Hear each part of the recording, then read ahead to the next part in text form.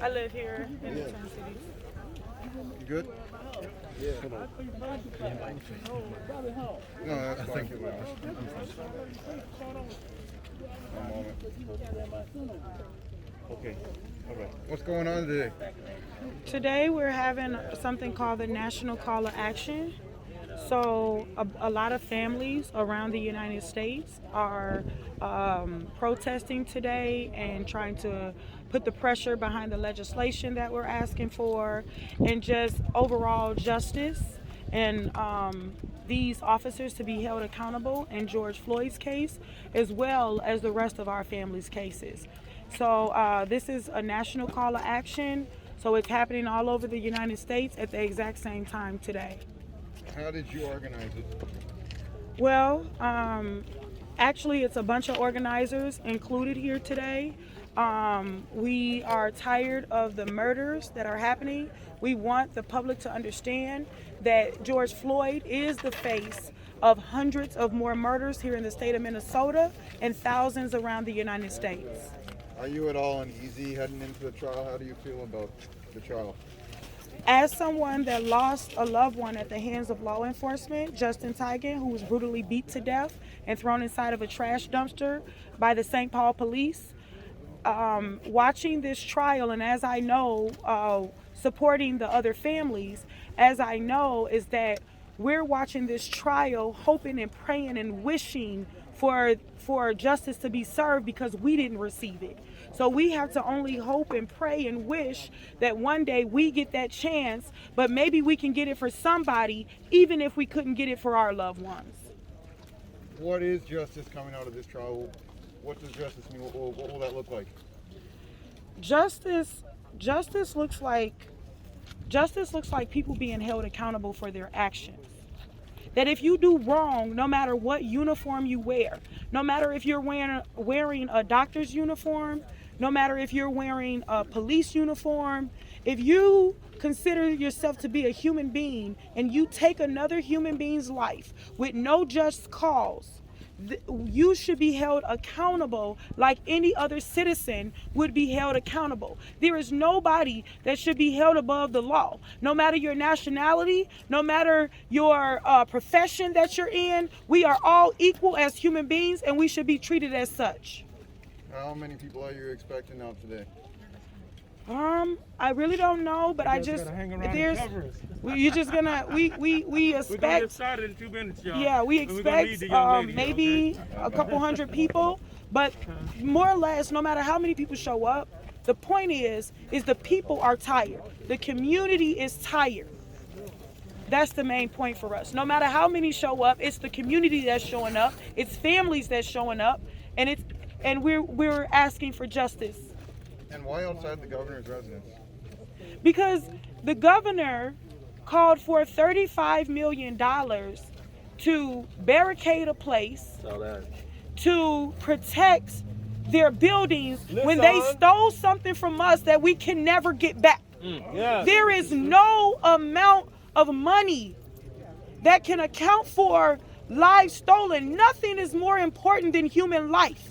So they want to protect their buildings, and that's what's important to them when they've stolen human life unjustly. The governor needs to stand in solidarity like he says. He says that he's with our families. He says he understands our hurt. Then be here with us. Stand in solidarity with us. Don't send mixed messages. Listen. Be transparent. Be honest. You're not going to support us behind the scenes. You're either with the people or you're with the institution that is killing the people, that is hurting the community, that has caused this divide. So choose today. Choose today. Are you going to be with what's right or with what's wrong? That's why we're here at the governor's mansion. And let me add this real quick. One more quick I know, question. but we're together, brother. Let me add real quick. So Tashir Garrett, you all need to know this. So she's hurting. She's told you about the loss of her fiance, right? You all heard it. So she is taking it upon herself to organize the families you hear out here today. she's taken upon herself to create an organization so they would support them, but also so she could elevate their voices. And it's a real big deal. And you need to know that, you see people coming out here protesting. It's a big old deal. It's a tough deal because she's still hurting. She lost her fiance. All these families are still hurting. This is something the press has got to capture. Once they kill a loved one, the family still suffers years after, right? So that's important. The other thing is, I want to mention the demands. So this is, as you pointed out, part of a national action. And there are three main demands. We want justice, right, for George Floyd. And justice would mean having them prosecuted. We want all the killer cops jailed, and really important for these people out here right now is that we want all the cases reopened. It may sound unrealistic, but we've been demanding this for a while. We've done it nationally for a while. This year was part of, in June, with the Mother's March, and we had a big march here in St. Paul at the Capitol where we demanded that all the cases be reopened. And the families are serious about this. And it's not just us, not just here, and ourselves out here. As she pointed out, Boston, Baltimore, St. Louis, LA, several cities around the country are having a protest right now. The rallies are going on right now, and this is part of a national day of action in which we're demanding that the police who kill our people be jailed, and we're demanding that in the George Floyd case, you asked it earlier, justice looks like Derek Chauvin going to jail, not for manslaughter, but for murder. And also, we're here because we demand that the cases all be reopened. And we're going to have a rally over here, and you can hear the other families out of their own mouths. They'll be here, all right? Thank you all. Let's get the rally started. How do you spell your Can you just spell your name, it's, ma'am, real quick? T as in Tom, O-S-H-I-R-A, last name G as in George, A-R-R-A-W-A-Y. And how old are you, my dear? I'm 34. The roots. They got to get to the root. There is no just moving forward at this point. They've hurt too many people. The community is suffering. It's been over 470 murders at the hands of law enforcement in the state of Minnesota alone. There's bodies. There's bodies, murders that have been covered up. And each body had a family, had co-workers, brothers and sisters, people connected to them. So you multiply 470 times all of those people, that's over 1 million people in the state of Minnesota traumatized by police brutality and abuse of authority. So this is not the result of one man's life. This is the result of hundreds of murders that have gone undressed, and families deserve what any other family deserves. Truth, transparency, truth, and most of all, we deserve justice.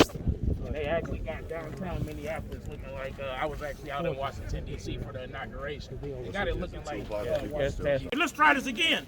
No justice, no peace. And you say prosecute the police. Ready? No justice, no peace. Prosecute the police. No justice, no peace. Prosecute the police. No justice, no peace. Prosecute the police. No justice, no peace. Prosecute the police. No justice, no peace. Prosecute the police. No justice, no peace. Prosecute the police. No justice, no peace. Prosecute the police. No justice, no peace. Prosecute the police. No justice, no peace. Prosecute the police. If George Floyd don't get it, shut it down. If George Floyd don't get it, shut it down. If George Floyd don't get it, shut it down. If Brian Quinones don't get it, shut it down. If Brian don't get it, shut it down. If Brian don't get it, shut it down. If Billy Hughes don't get it, shut it down. If Billy Hughes don't get it, shut it down. If Billy Hughes don't get it, shut it down. If Thurman Blevins don't get it, shut it down. If Thurman Blevins don't get it, shut it down. If Thurman Blevins don't get it, shut it down. If Justin Tigan don't get it, shut it down. If Justin Tigan don't get it, shut it down. If Justin Tigan don't get it, shut it down. Today we're together for a mass action. This isn't just about Minnesota. This is about an entire country that is predated upon, profited from, and mandated public executions of their own people, has held public executions of people in the United States. And it is no wonder that they have predated upon men of color, and in George Floyd's case, black men. Do not get it twisted. I'm not here for the Minnesota passivity. When you look at George Floyd, you look at Thurman Blevins, you look at Philando Castile, you look at Terrence Franklin, for God's sake, killed in an uptown basement, execution style. The ballistics say he was shot in the back of the head. That's right. City council had their opportunity to speak then. They did not. That's right. Tell the truth, man. Tell the truth, man. When Brian Quinones was killed, many city councils had the opportunity to speak. They did not. These people don't speak until their seat is hot. That's right. We speak because these are our lives. These are our children, our brothers, our sisters, our mothers, fathers, fiancés. We speak not because we get paid to do it, but because we're fighting for our lives. And Tashira says this all the time. We are marching and fighting for our lives. They are profiting, protecting, and profiting from the death of us. They want to pimp us around the city and the country to do their bidding and to fall in line, and the second that we don't, they kill us. That ain't right. In slave times, if a slave fell out of line, the master would brutalize the body in front of the slaves to get them in line. To show them, this is what happens to you if you break my rules. Let me tell you something.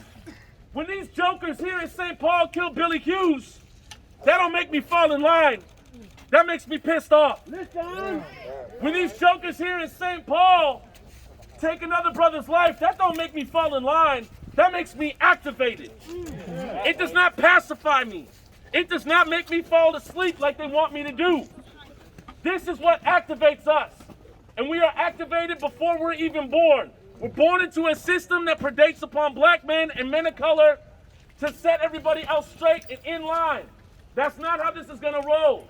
So we're here today to stand in solidarity with our brothers and sisters, and most of all the families who have lost loved ones that have been stolen from them in the night or even in broad daylight without any recourse, without any accountability, and without any justice. They're going to bump that man, they're bumping that man down from 2nd degree to 3rd degree. And they're doing it without blinking. Mayor Fry ran on the idea that he was going to create sustainable housing. The only thing he's created sustainable housing for is the goddamn downtown Hennepin County Government Center. You're going to tell me that boy mayor has the chutzpah to actually create sustainable housing? I think not. He spent more money on law enforcement, goes hand in hand with Majoria Arredondo, and has walled off downtown to look like a Thunderdome. This will not turn us away from protesting.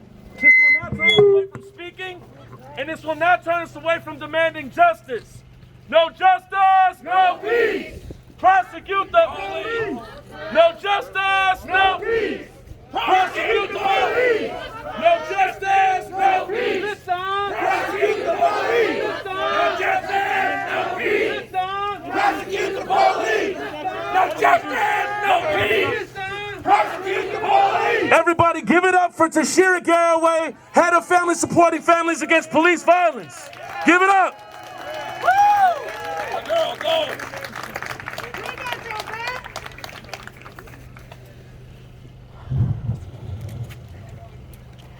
I want to thank every last one of you from the bottom of my heart.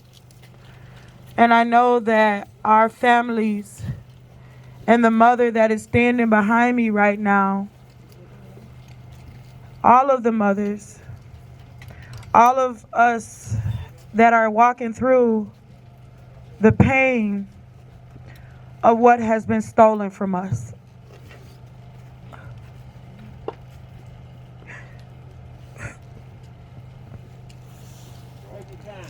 We got your back. My heart is hurting.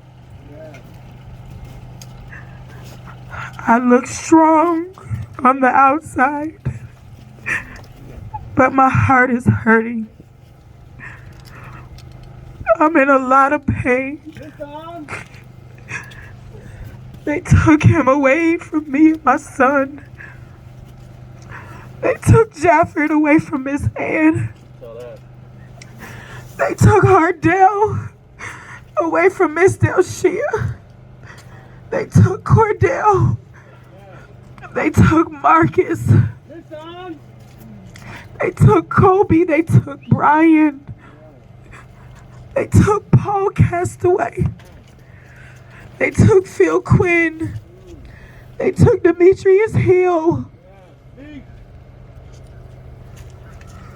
Who else? Billy Hughes.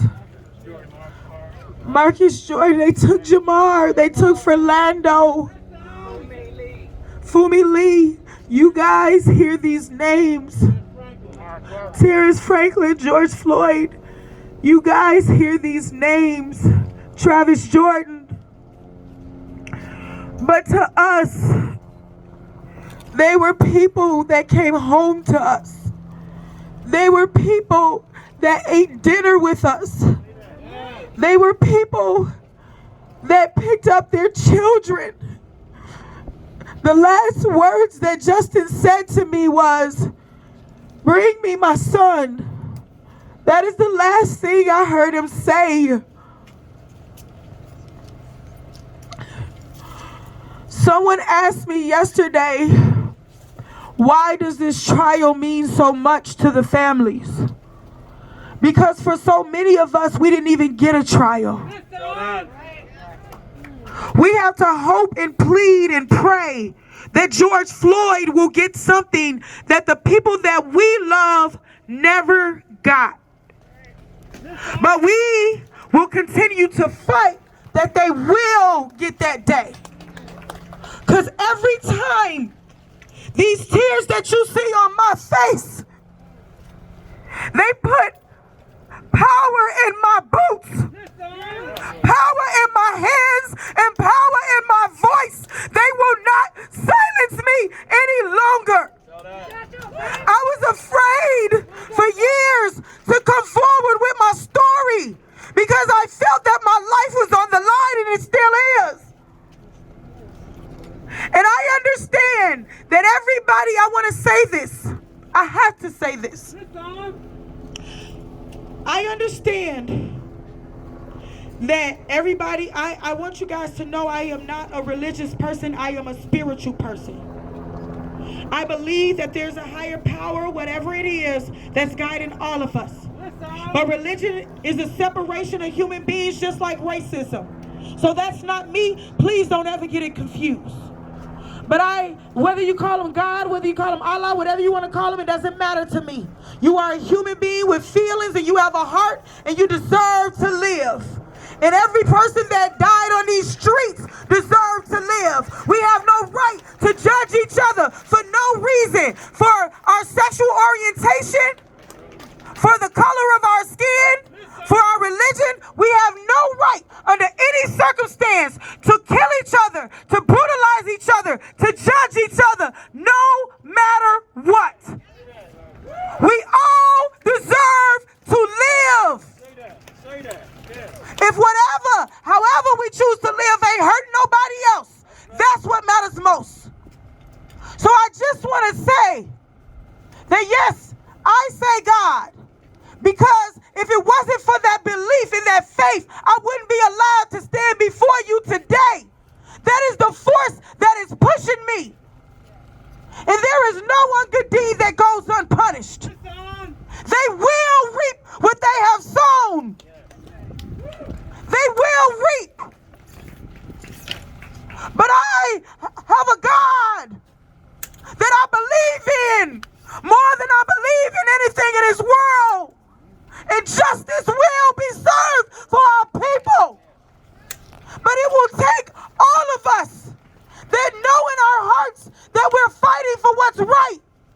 I know that some of you get into it with your families, get into it with your significant other for being out here because you're fighting for what you know is right, and that's other human life. There is nothing more important than human life. And for every last one of you, one day you will stand before God and he will say, "Job well done, my faithful servant." Thank you for being a faithful servant. Thank you for fighting for my son's father. Thank you for fighting for Jeffrey Smith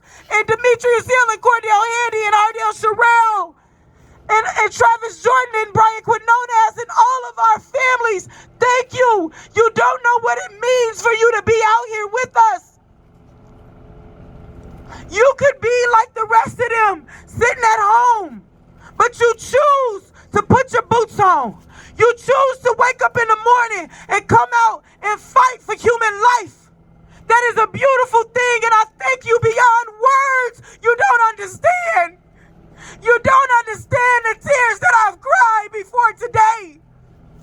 So when I tell you thank you for doing the right thing.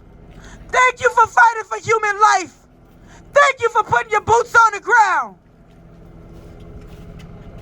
No justice! No peace! No justice! No peace! No justice! No peace! No justice! No peace! No justice! No peace! No justice! No peace! And I would like somebody to say the assault of speech, because we have a right to fight for our freedom. This governor and the rest of them will not sit on Summit in their little mansions and live in peace when they've destroyed other people's lives. And that's why we're here at the governor's mansion today. So, can somebody say the assault of speech, please? Whoever know it. Okay, there you go, Brandon. All right, everybody, put a fist up. And just repeat after me. It is our duty to fight for our freedom. It is our duty to fight for our freedom. It is our duty to win. It is our duty to win. We must love and support one another. We must love and support one another. We have nothing to lose but our chains. We have nothing to lose but our chains. It is our duty to fight for our freedom. It is our duty to fight for our freedom. It is our duty to win. It is our duty to win. We must love and support one another. We must love and support one another. We have nothing to lose but our chains. We have nothing to lose but our chains. As loud as you can, it is our duty to fight for our freedom. It is our duty to fight for our freedom. It is our duty to win. It is our duty to win. We must love and support one another. We must love and support one another. We have nothing to lose but our chains. We have nothing to lose but our chains. We have nothing to lose but our chains. We have nothing to lose but our chains. We have nothing to lose but our chains. We have nothing to lose but our chains. All power to the people. All power to the people. Okay, so this is a national call to action. So a bunch of families around the United States are doing an action today, just as well as we are doing an action today. So we are going to proceed in having first the families that are here introduce themselves. Some of the families, we had a press conference yesterday and didn't get a chance to say what they wanted to say. So we're going to allow them space to elaborate today. And so we're going to do that. And then after we do that, we're going to have some of our strong supporters who would like to speak, say some words, the people that just been having our back. But I want to say we are tired of Black, minority, and indigenous people losing their lives. And we are not only fighting for the lives that they have stolen, we're fighting so they won't get a chance to take more lives. It is traumatizing. Every time we got to look on the news and see him killing somebody in the middle of the street while he urinates on himself and he's pleading for life. That's embarrassing, taking away all integrity of that man. So how did that officer get to that point? He got to that point of invincibility because he was allowed to kill 3 people before that. And then he watched his constituents and his co-workers kill people, and they walked free too. And the only officer ever being held accountable in the state of Minnesota for killing a civilian is a white woman that got killed by a minority man. We know what's going on. It's white supremacy. It's white privilege. And white people, black people, orange people, green people have to stand up for what's right.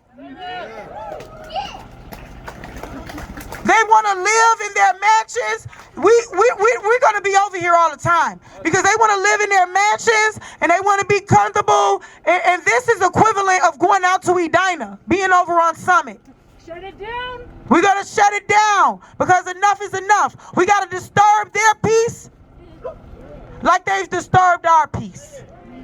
So we're going to introduce Matilda Smith first. Jeffrey Smith, mother. Thank you. Hello, everyone. I'm so glad to see you all. I've seen some of you for the last 5 years come out here and support me. I just thank you all. I love all of you. It's been rough, I tell you. Losing a child is not easy. And losing them to police violence is even harder. I get to the place sometimes I run out of words. One thing I need though is for my governor to come out here and tell me how long are you gonna allow this? I mean, you can stop this. You are the governor. How long do we have to grieve and continue to support other parents that go through this?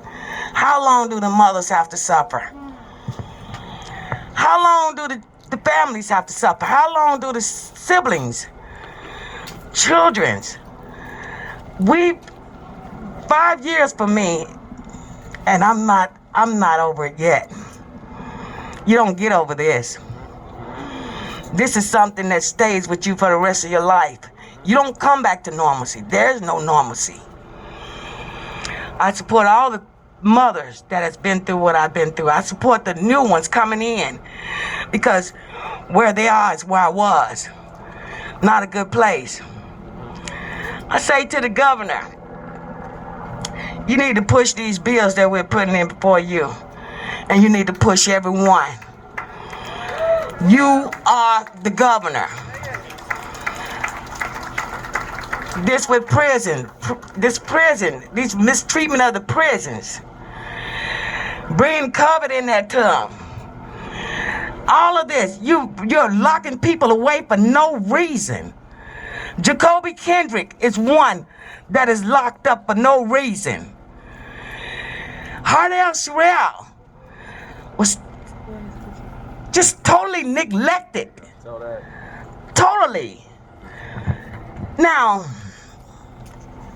the world know that something is wrong with this. Why don't you? The whole world responded to this. Why didn't you? If the whole world knows something is wrong with this, you know too. Exactly. Police are killing themselves because they don't want to live this anymore. Good police are killing themselves because they are tired of your blue line. We're tired of your wrong.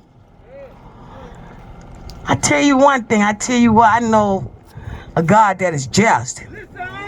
I know a God that's going to be your judge. The judge. The DA's judge. The DAs that handle all these cases and let all these cops go and fight and get these prisons locked up for nothing. I got a God that's way just more than you. You're not just. I got a God that that stands high, looks low. You won't get away with this. Your officers won't get away with this. Governor, you are responsible. You won't get away with this.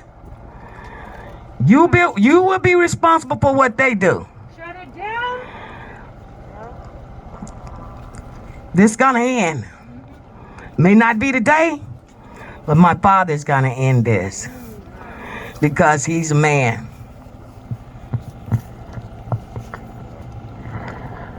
Give it up for Matilda Smith, y'all.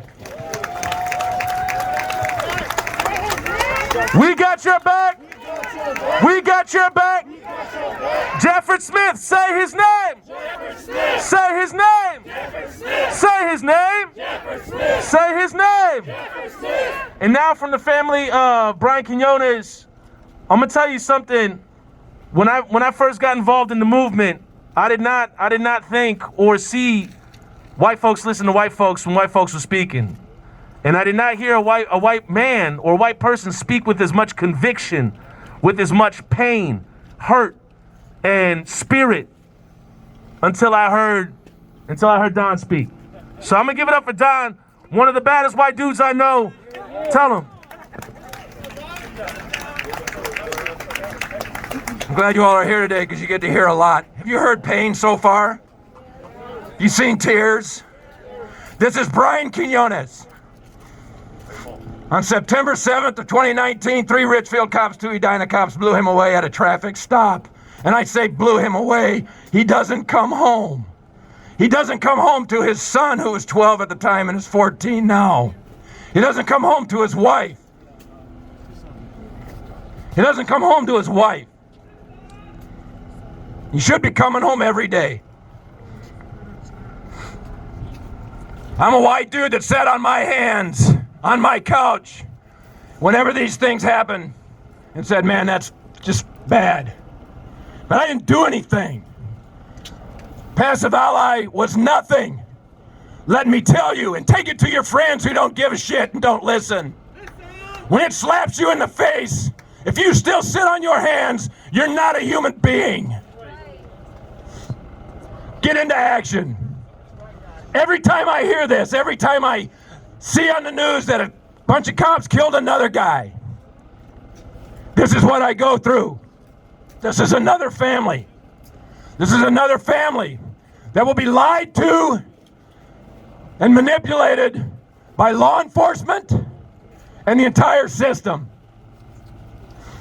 This is a family that will be told by law enforcement and police, we'll be quick, be studious, and we'll be transparent in the investigation. Those are words that mean bullshit to them because they're lies.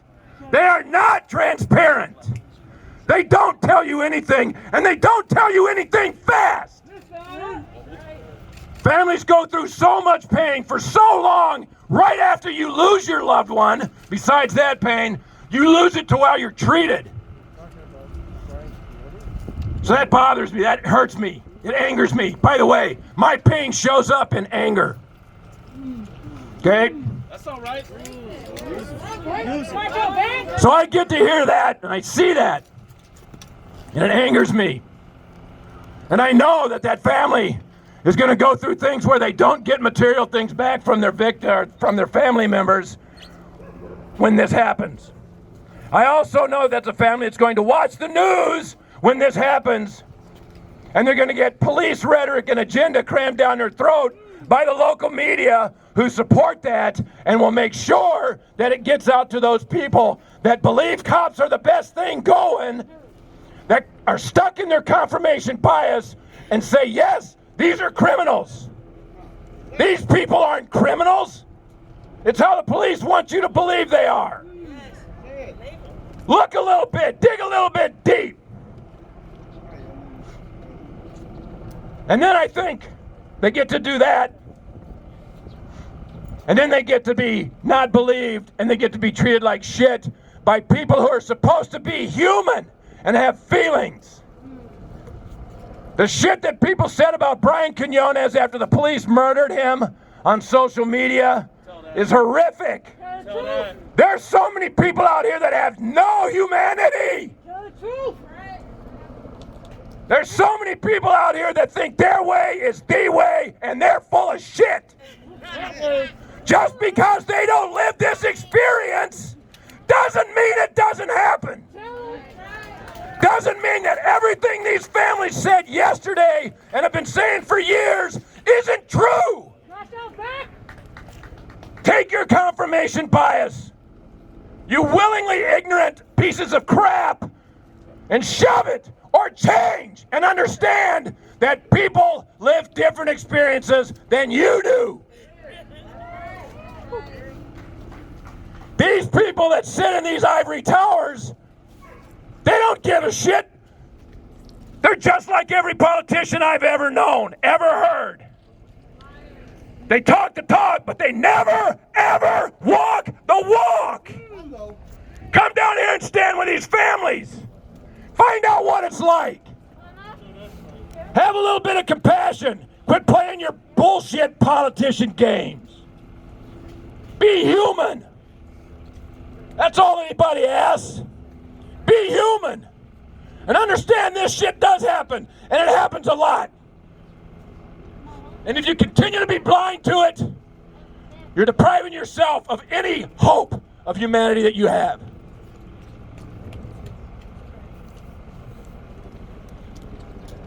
(2019) September 7th, I became part of a group I never wanted to be a part of. And it's a group that you don't want to be a part of. The cost is too high. And the fight will continue. Because once you're in it, you don't come back. You can't come back. And if you think for 1 second that you can take a step back, then you're in the wrong line. You go follow those people that have no humanity. Get out. Don't play a game up here with these families. They're not playing games with you. This pain you see, this pain you feel, the things you hear, that's not a fucking game. It's life. You don't want to live it. You don't want to live it. But we do. We have to. Come out of your house and say something. Turn it down. That's what it's all about. Families. Families. Families. Got your back. Justice for all stolen lives. Justice for all stolen lives. Thank you, Grandpa. Okay, we're gonna keep it moving, but before we do, very quickly, I want you to think about your parents real quick. Think about your parents. Even the press here, y'all can do it too. Y'all can think about your parents. I want you to think about your parents' parents. Who were they? Where did they come from? What were they thinking? Even for some people that may not have the same interests of what's going on, you can think about your parents' parents, right? Now think about your great-grandparents. Who were they? What did they look like? What kind of choices did they make? Do you make those same choices? Do you think the same way? What would they say if they could see you here right now? What would you say to them if they were here right now? That'd be a strange conversation, wouldn't it be? Now think about their parents. And we'll take it only that far, because your mind might blow from there. Think about that. Your great-great-grandparents. What would they say right now? What if you knew that they were watching you right now? What would they be saying? What are they thinking? So collectively together, and I say this in the beginning every time we do this, you can be off key, but you can't be off rhythm, all right? You can be off key, but you can't be off rhythm, okay? So repeat after me. Sing along with me. Come on. Ancestors watching, I know they're watching. Ancestors watching, I know. Come on. Ancestors watching, I know they're watching. Ancestors watching, I know. Even press, come on. Ancestors watching, I know they're watching. Ancestors watching, I know. Louder. Ancestors watching, I No, they're watching. Ancestors watching, I know. louder. Ancestors watching, I know. What would they say right now if they could see you? Ancestors watching, I know. What would you say to them if you could see them? Ancestors watching, I know. What if you knew they were watching you right now? Watching, Everything and every choice that they made led up to you, right here, standing with all these people. Look around you. Look at your community. Look at your community. Louder, come on. ancestors watching, I know. No, they're watching. Ancestors watching. I know. One more time. Ancestors watching. I know. They're watching. Ancestors watching. Now bring it down low. Bring it down low. Ancestors watching. I know. They're watching. Ancestors watching. Think about all the history that led up to here right now. And now think about what the history is going to be going forward for you. What do you want going forward? What do you want tomorrow? What do you want your kids to say about you? Keep thinking about it. Louder, let them hear it on Selby. Ancestors watching, I know they're watching. Ancestors watching, I know. Last time, ancestors Watching, I know they're watching. Ancestors watching. I know. Great job, y'all. Give yourselves a hand. And give it up for Paul. Travis Jordan, say his name. Say his name. Say his name. Say his name. And here to tell us more about Travis Jordan is Paul. Go ahead, brother. Hi, my name is Paul Johnson. Travis Jordan was living with me and my wife. He's one of my best friends. And he suffered from mental illness, much like I do. So I speak on behalf of not only a black man that wasn't treated well in the healthcare system, a black man that wasn't given more than 3 minutes and 45 seconds of the time, a fucking day of empathy on the worst day of his life. Those police officers didn't have more time than that to help a man get through a piece of his day that could have been corrected.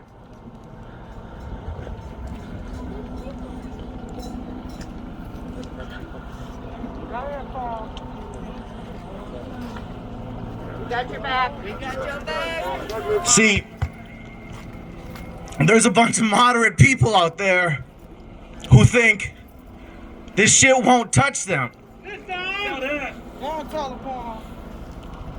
Let me tell you something. You have kids. Your children have friends. They grow up, they start driving around. And a white kid with a black kid rolling down the street gets pulled over. Ask too many questions why they're pulled over. Oh, you didn't comply. What if you're having a bad day? What if you're having the fucking worst day of your life? Does somebody get to come and kill you? Does somebody get to disobey all the rules that they're trained with? When they go to the academy and they learn how to deal, they spend, 7 or 8 hours on mental health training. But they have policies written down in this book, like a handbook of how to treat people, right? Those are written for the safety of officers and the people they are supposed to protect.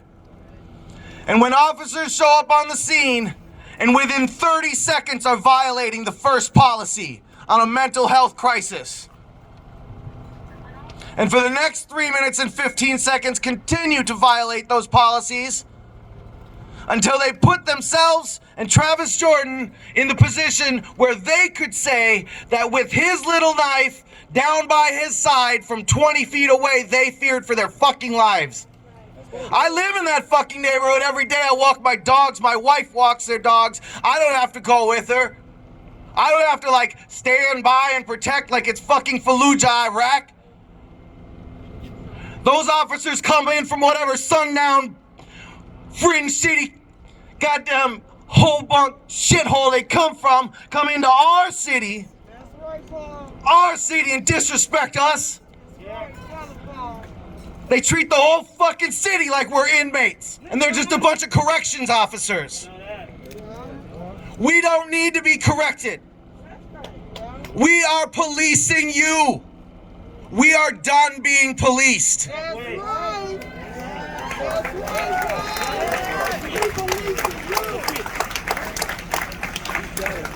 What did Jim Morrison said? They got the guns, we got the numbers. Fuck them. Fuck 12. When I say reform, you say you can't reform shit. Because what do you get? A new pile of shit. It stinks the same way. People want to talk good apples and bad apples, but when you put the uniform on, it's a fucking blender and everybody's applesauce. And it's all fucking rotten. In North Carolina, for those who don't think killing black folks is enough, you got a man now kicking puppies. their own canines, picking him up, strangling him by the neck, throwing him into the cop car, but his partner says, no worries, there's no witnesses. That's that bullshit. There was a cop who turned him in. Apparently kicking puppies was too much for him. So if it's kicking puppies that get you off your ass, it's being done. But maybe it's defending your son's friend. Maybe it's defending your son's friend's friend.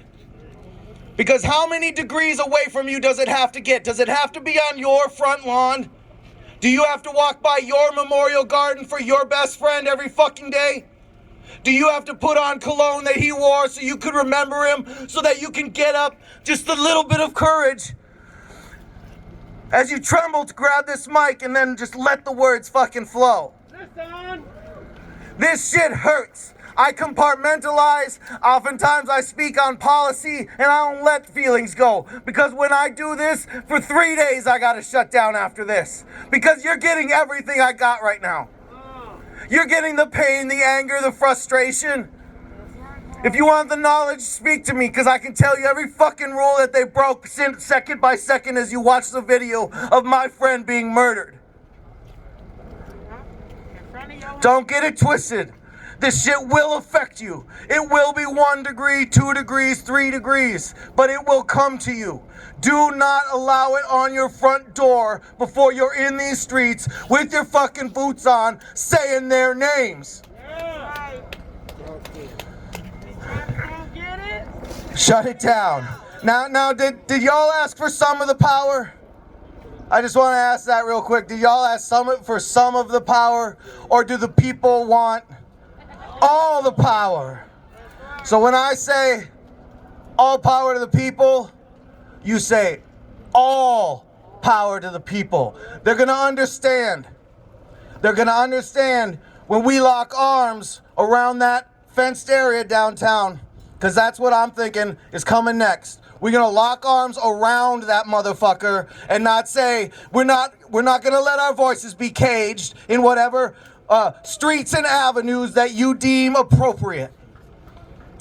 We will be outside of it. You will hear us, you will feel us, and you will see our numbers. We are not done. All power to the people. All power to the people. All power to the people. All power to the people. I'm sorry, was that some of the power to the people? All power to the people. All power to the people. That's what I'm talking about. All right. If Travis don't get it, shut it down. If Travis don't get it, shut it down. If Travis don't get it, shut it down. If Travis don't get it, shut it down. If Kobe don't get it, shut it down. If Kobe don't get it, shut it down. If Kobe don't get it, shut it down. If Hardell don't get it, shut it down. If Hardell don't get it, shut it down. If Hardell don't get it, shut it down. If Hardell don't get it, shut it down. Okay, we got the next person coming up. This is Shara, representing Lionel Lewis. Lionel Lewis, they beat him, left him in the back of a police car, and his daughter is out here fighting for her father, and she couldn't be here today, but Shara's gonna stand in her place. We have 2 more family members. We're gonna open it up for the community leaders that have been having our back, and then we're gonna do a little march around this place right here. So I just wanted to let you guys know what's to come. Thank you. Thanks, Tashira. As Tashira said, I am here to represent Lionel Lewis on behalf of his daughter, Mia Montgomery. She wasn't able to be here tonight. Lionel Lewis was murdered in Hibbing, Minnesota on July 14th, 2002. Mia was less than 2 years old, so she really didn't have the opportunity to know her father in the way that children should have that opportunity. He was left in the back of a squad car when it was 84 degrees outside without the squad car running. He had 3 broken ribs, his skull was cracked, and a whole bottle of mace was sprayed on him. He was unresponsive for over an hour and a half before anyone called for medical attention, sitting in the back of that squad car when it was 84 degrees. His death was ruled agitated delirium. This is a sham diagnosis. This diagnosis doesn't exist in any other situation other than when the police murder someone and they need to have some reason to blame the person for their own murder. Lionel wasn't agitated prior to being put in the back of the squad car. He was left in a hot car to die. Let's call this what it is. He was left in the back of a hot squad car to die. The 3 officers who murdered him were never disciplined. One of them is currently a school resource officer, so he's working with children. And another one is now a captain with the state patrol. I don't have their names off the top of my head. I'd have to dig for them, but I will get those for you. This happened 19 years ago, almost 19 years ago. There's no film of that. There's no record of that. Getting the records from the police department has been extremely difficult. Mia deserves answers. Mia deserves justice. So do her siblings. So do his aunts and his other family members. No justice. No peace. No justice. No peace. No justice. No peace. Everybody, you know how it goes. Ain't no power like the power of the people, cause the power of the people don't say what? Ain't no power like the power of the people, cause the power of the people don't stop. Say what? Ain't no power like the power of the people, cause the power of the people don't stop. Say what? Ain't no power like the power of the people, cause the power of the people don't stop. And it didn't stop after George Floyd, it kept going. Unfortunately for the Minneapolis Police Department and the BCA, it kept going as well. And it kept going in the same neighborhood where George Floyd was murdered, and it popped up on 36th and Cedar. And there was a young brother by the name of Dolalid who was killed by the cops. And then, just as Don said about Brian Quinones, after they take their lives, they try to spin their stories. And they try to find ways to justify why it happened. Oh, well, what was he carrying? What was he doing? What was he saying? Who was he with? Why didn't he call me? And they will come up with every excuse in the book to justify a black man losing his life and being stolen and snatched right out of thin air by the cops. And Bele, if you want to speak a little bit to what happened to your son, give it up for Bele, y'all.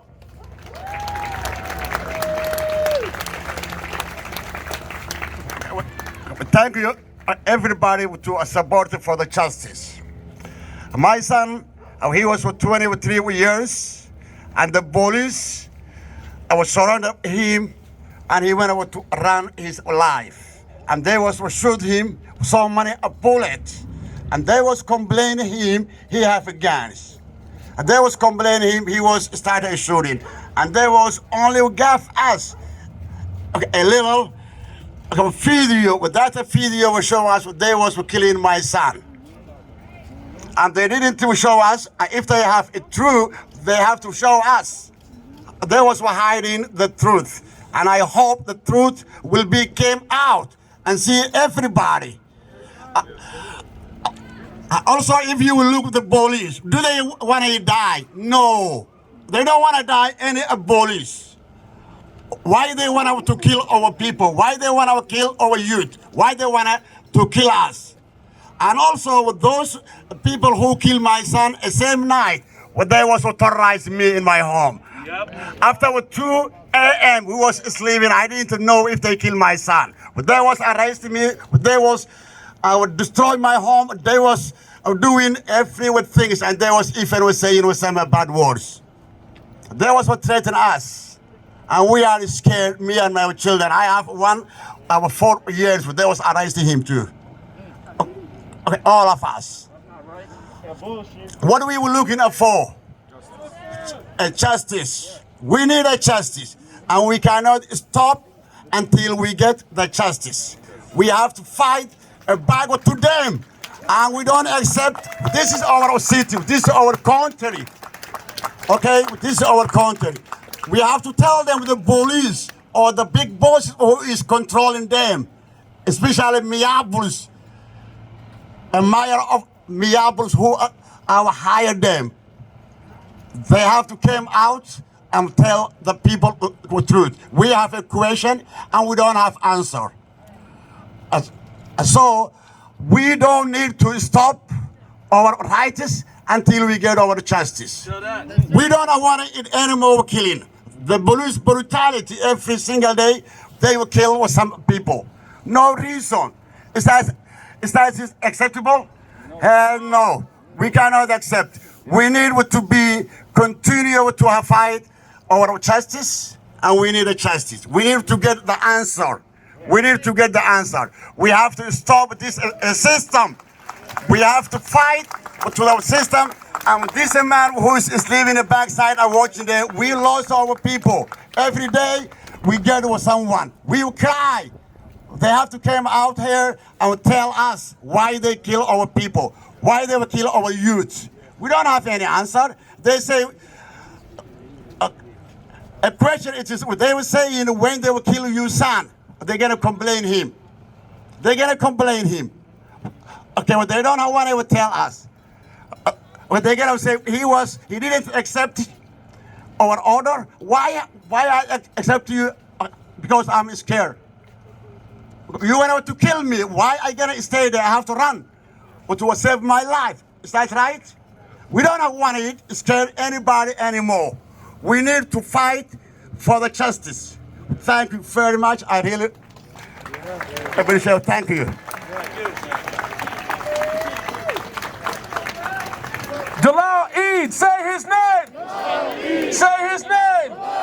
Say his name. Say his name. Say his name. Say his name. Say his name. Say his name. I don't know if anybody has ever worked with folks in resource rooms or youth that are in sped rooms or anything like that. And for me, as a former paraprofessional, working with folks that are on the spectrum, working with kids that may not be quote-unquote normal needed, which I think is a really effed up term, but I think like the idea is that it's neurodiversity that we need to like engage with. That it's not people on like a scale that goes up or down, it's just different. And folks may not communicate the same. Folks may not pick up on social cues the same. Folks may not speak the same language. Folks may not show the same social cues as you. And when we talk about neurodiversity, what comes to mind is Kobe Heisler and the way that they took that young man's life right out the air. And these were people that were trying to answer a mental health call. Now you ask yourself, if somebody was having a mental health call around here, you think they're going to come in guns a-blazing?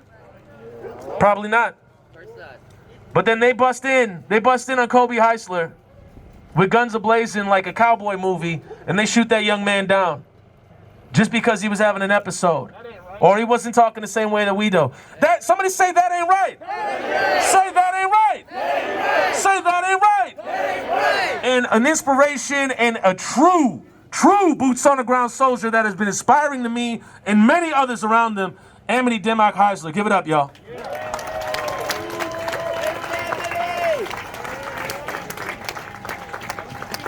Hi, my name is Amity Dimmock. I am Kobe Dimmock Heisler's mother, also known as Kobe Heisler. As he just said, my son was murdered during one of these mental health calls. And not only that, but this was a mental health call where the situation had already been resolved, and the person who called back and said everything's fine. Kobe's fine. We don't need your assistance. Cops were already en route. Came anyhow. Even when the grandfather said, you don't need to go in there, everything's fine. In fact, if you go in there, you'll probably make the situation worse. Everything's fine. 2 officers went in there anyhow. And I'm not going to get into the specifics of the case, but after my son sitting there for 12 minutes complying, patted down, sitting in the middle of a room, somehow they now say when he got up after he just put his head down in his hands and just started crying because he just wanted to be left alone, he got up to go run. Like, you guys don't know the configuration of the house, but the direction he was running would have led him outside very quickly. Cops had already been there before when my son had hurt himself before, and so they knew the layout of the house. 12 minutes after him complying and then him starting to cry and he getting up to run, within a second he was tasered and shot multiple times, including in the head, in front of his grandmother in his own home. They then apparently, let you lay there for a while and then handcuff you before they even check to see if they've killed you or not. I'm out here stand in solidarity with George Floyd's family and every other family, which I'm not going to try to list. But what we need from all of you is help on pushing and demanding all of the legislative package that we have come up with, the 9 police reform bills and the jail reform bill for Hardell Sherrill and the Philando Castile omnibus bill. All of these bills need to be passed. The only way that we're going to get them passed is if the community and all of the constituents make the calls, write the letters, make the demands, and threaten that you won't re-elect if they don't do what they should do, which is the one and only thing, and that's the right thing. That's right, Amity. That's right. And I'd like to thank all of you for coming out over and over and believing us and standing alongside us in this fight. Guaranteed, there's no one of us that can do it by ourselves. This is a gargantuan community effort. At this point, a nationwide effort. This is the one time in my lifetime, and I'm old, that I feel like change is possible. And we are taking advantage of that momentum, that possibility, that slight door opening, and we need y'all to help us push it open and get on through to the other side. Justice for Kobe Heisler and justice for all stolen lives. Thank you. Okay, we got, what do we do? Oh, so we have,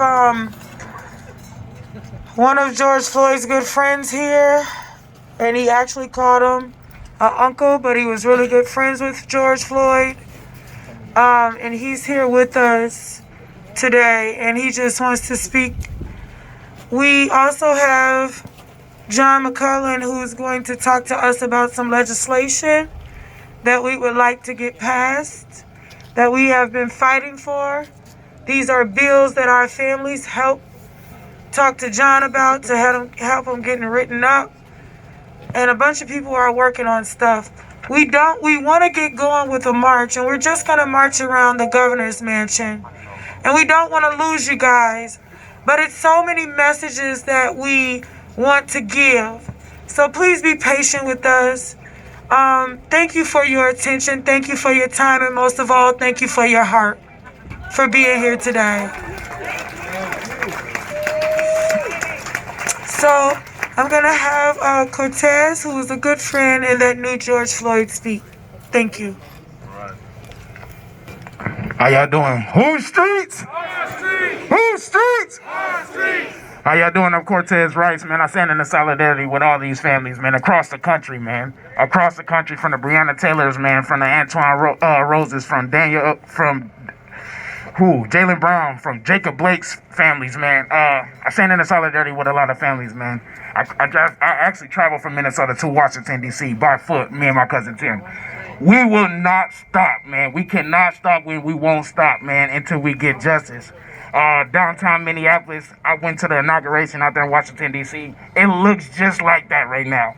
It looks just like that right now. And that is pitiful for them to be putting all that money into securing these buildings, and they won't even put the money into our communities.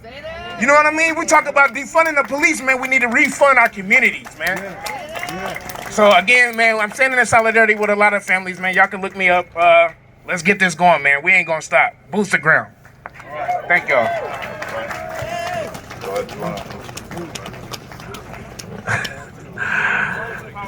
So, since May 25th, and it's and I don't want to get it twisted. George Floyd was a human.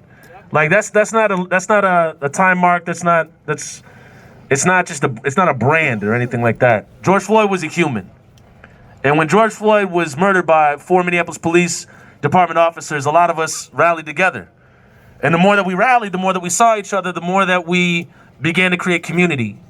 And the more that we began to create community, sometimes we created family.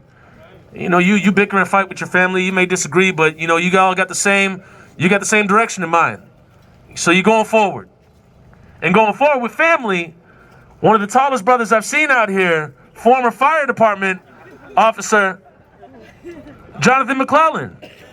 And he would come out and he would say, revolution will not be televised, but it will be live streamed. And the great thing about Jonathan is that if you believe where you're at right now is the right place, you can probably do better. You can keep it moving. You can go higher. Jonathan's going to become a judge someday. He's going to law school and he's going to become a judge someday. So he's been boots on the ground. I've seen him wait on the phone for hours at a time just for legislature to get back to him about something as he does this work for the families. So give it up for somebody who's been in this fight day and night, Jonathan McClellan, y'all. I have some words that I penned for you. My name is Jonathan McClellan with the Minnesota Justice Coalition. We are part of a collective of organizations that work with the families and community to draft and advance legislation and other policy initiatives at the Capitol here in St. Paul and in Washington, D.C.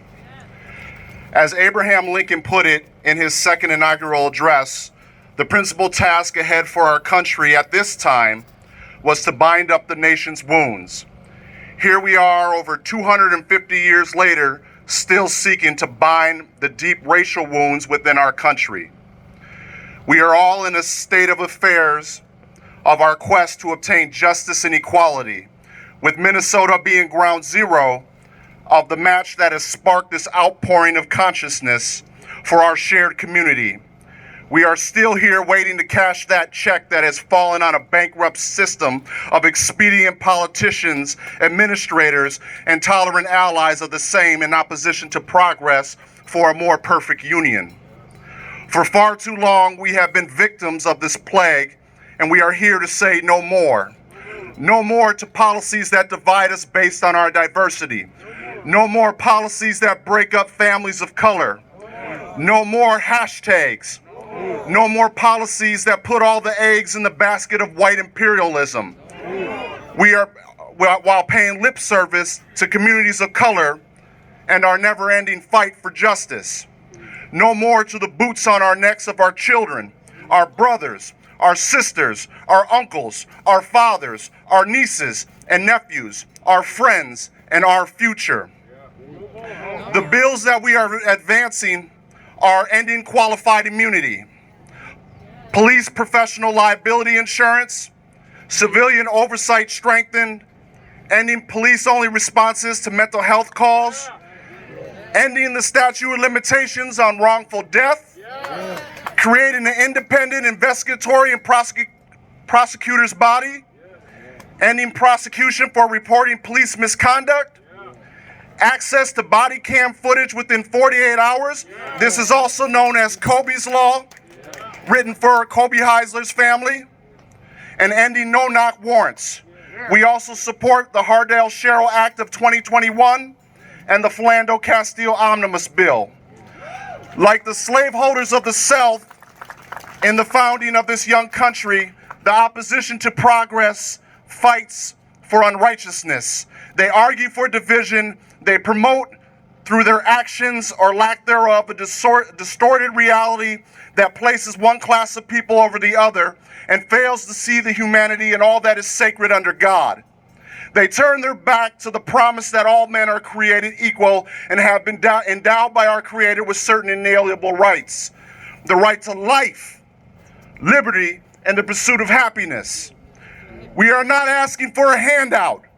We want your boot off our neck, and we want a fair shot. We want a level playing field, not a hill we have to climb and fight with one hand tied behind our back, or a knee in our neck, and a gun to our head, or the head of our children. Law enforcement for decades has been pushing legislation to chip away at our civil liberties, our rights, and our communities by pushing policies that absolve them of their crimes, weaken and remove the checks of accountability, transparency, and justice, with access to unlimited resources and unfettered access to our elected leaders. Our fight is for a lasting change, a commitment to the people, a commitment through policy that has had a lopsided application for far too long. In this time, with the events that have plagued our communities, it's long overdue. A saying I came up with was that we need to infect the system with the conscience. When you go back home today and tomorrow and the next day and the day after that, remember, it was your conscience that brought you here.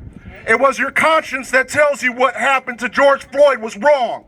It is your conscience that brought you out last summer. It is your conscience that we stand on the right side of history. It is your conscience that helps us support each other. It is your conscience that says that the pain these families are going through is wrong. It is your conscience that says the boot of oppression is wrong. We all know the system has no conscience. And that is our duty, to infect it. Thank you so much.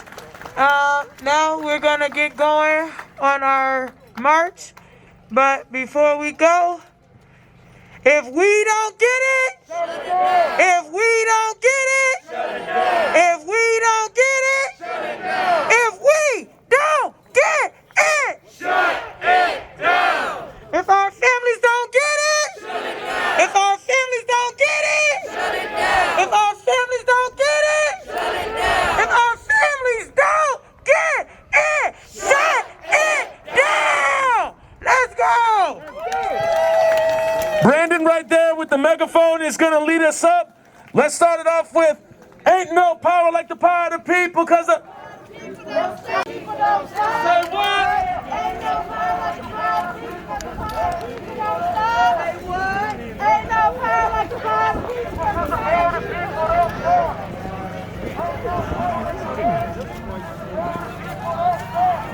John, do you guys need the sound for after the march as well? Or is it done after the march? Okay, then we'll go ahead and turn it on. So, yeah. Unless Kara wants to speak. Good, Jeremy? Let me ask her. Good, Jeremy?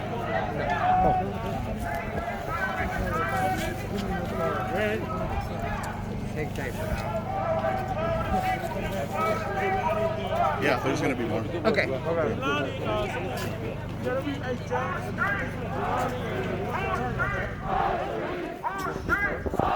So there will be more? There'll be more speakers.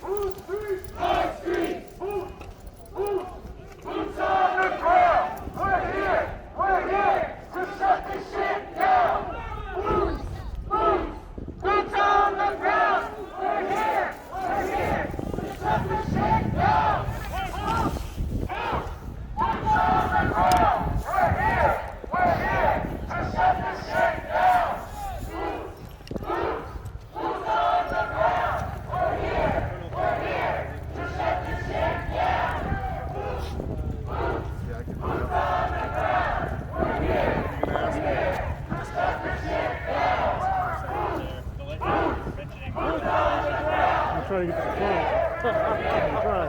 The thing about it, that ain't gonna run in front of you. We're here to shut this shit down. Boots on the ground. We're here to shut this shit down. Boots on the ground. We're here to shut this shit down. Boots on the ground. We're here to shut this shit down. All right, so once we get our friends, we're going to stay in the right lane.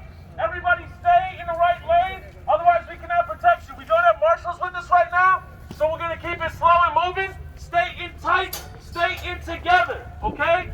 Stay in tight, stay in together. We're going to make this march around the block. We're gonna disrupt some shit, and we're gonna cause some trouble. These folks don't seem to pay attention until the status quo gets interrupted. If hard dog don't get it, shut it down. If hard dog don't get it, shut it down. If hard dog don't get it, shut it down. If Family Blevins don't get it, shut it down. If Family Blevins don't get it, shut it down. If Family Blevins don't get it, shut it down. If Jamar don't get it, shut it down. If Jamar don't get it, shut it down. If Jamar don't get it, shut it down. If Justice Tiger don't get it, shut it down. If Justice Tiger don't get it, shut it down. If Justice Tiger don't get it, shut it down. If George Floyd don't get it, shut it down. George Floyd don't get it, shut it down. George Floyd don't get it, shut it down. If Philando don't get it, shut it down. If Philando don't get it, shut it down. If Philando don't get it, shut it down. If Jamar don't get it, shut it down. If Jamar don't get it, shut it down. If Jamar don't get it, shut it down. When Black lives are under attack, what do we do? Stand up, fight back. What do we do? Stand up, fight back. What do we do? Stand up, fight back. When Mount lives are under attack, what do we do? Stand up, fight back. What do we do? Stand up, fight back. What do we do? Stand up, fight back. When Latinx lives are under attack, what do we do? Stand up, fight back. What do we do? Stand up, fight back. What do we do? Stand up, fight back. When Somali lives are under attack, what do we do? Stand up, fight back. What do we do? Stand up, fight back. What do we do? Stand up, fight back. If we don't get no justice, they don't get no peace. If we don't get no justice, they don't get no peace. If we don't get no justice, they don't get no peace. If we don't get no justice, they don't get no peace. If we don't get no justice, they don't get no peace. If we don't get no justice, they don't get no peace. If we don't get no justice, they don't get no peace. If we don't get no justice, they don't get no peace. Repeat after me. Lordy, Lordy, can't you see? Lordy, Lordy, can't you see? What the system's done to me. What the system's done to me. They lock us up and shoot us down. They lock us up and shoot us down. Ain't no justice in this town. Ain't no justice in this town. Ain't no justice in this town. Ain't no justice in this town. Ain't no justice in this town. Ain't no justice in this town. Lordy, Lordy, can't you see? Lordy, Lordy, can't you see? What the system's done to me. What the system's done to me. They lock us up and shoot us down. They lock us up and shoot us down. Ain't no justice in this town. Ain't no justice in this town. Ain't no justice in this town. Ain't no justice in this town. Ain't no justice in this town. Ain't no justice in this town. Lordy, Lordy, can't you see? Lordy, Lordy, can't you see? What the system's done to me. What the system's done to me. They lock us up and shoot us down. They lock us up and shoot us down. Ain't no justice in this town. Ain't no justice in this town. Ain't no justice in this town. Ain't no justice in this town. Ain't no justice in this town. Ain't no justice in this town. Ain't no problem with the people that got ain't no power like the power of people, cause the power of people don't stop. Ain't no power like the power of people, cause the power of people don't stop. Ain't no power like the power of people, cause the power of people don't stop. Ain't no power like the power of people, cause the power of people don't stop. Ain't no power like the power of people, cause the power of people don't stop. Ain't no power like the power of people, cause the power of people don't stop. Ain't no power like the power of people, cause the power of people don't stop. Ain't no power like the power of people, cause the power of people don't stop. Ain't no power like the power of people, cause the power of people don't stop. Ain't no power like the power of streets. Our streets. Our streets. Our streets. Our streets. Our streets. Our streets. Our streets. Our streets.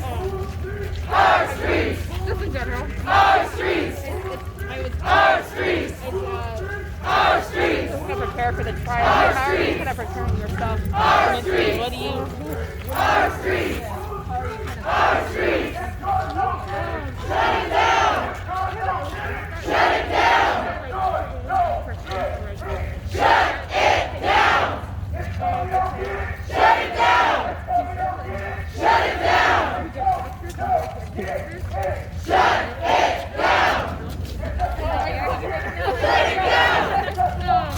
Shut it down! Shut it down! Demetrius still don't get it! Shut it down! Demetrius don't get it! Shut it down! Shut it down! Shut it down! Shut it down! Do you, I guess, in terms of Shut what it down! success in that, like, what do you? Shut it down! Shut it down! Shut it down! Shut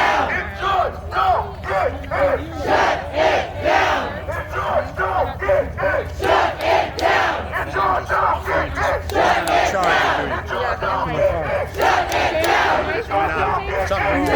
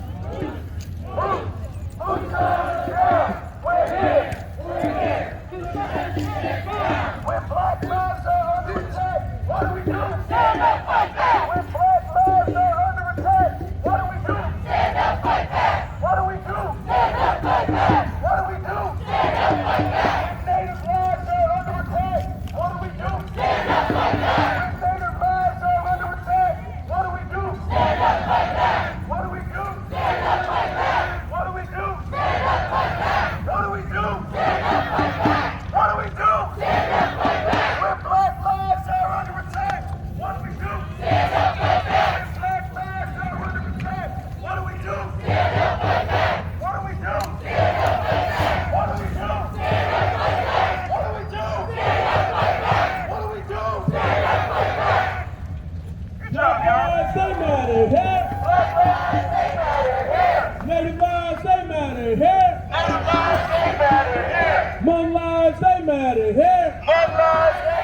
here. Asian lives, they matter here. Asian lives, they matter here. Trans lives, they matter here. Trans lives, they matter here. Black lives, they matter here. Black lives, they matter here. I said black lives, they matter here. Black lives, they matter here. Black lives, they matter here. Black lives, they matter here. Give it up for yourselves, y'all. And my apologies to Jaylani. He wanted to go another block, but I didn't see it. I didn't see him. Tashir told me around the block, and I don't ever try to cross Tashir. So that's just my stance on things. Thank you to the press that came out. Thank you to all of y'all for coming out, for spending your time and energy, because time is something you can't really buy or replace. You know, this is what it is. You know, there's some Zoom calls that you take and you're like, wow, I'll never get that hour of my life back. You know, but like coming out here in these actions, I've never said, wow, that was time not well spent. Yeah, so give it up for yourselves. So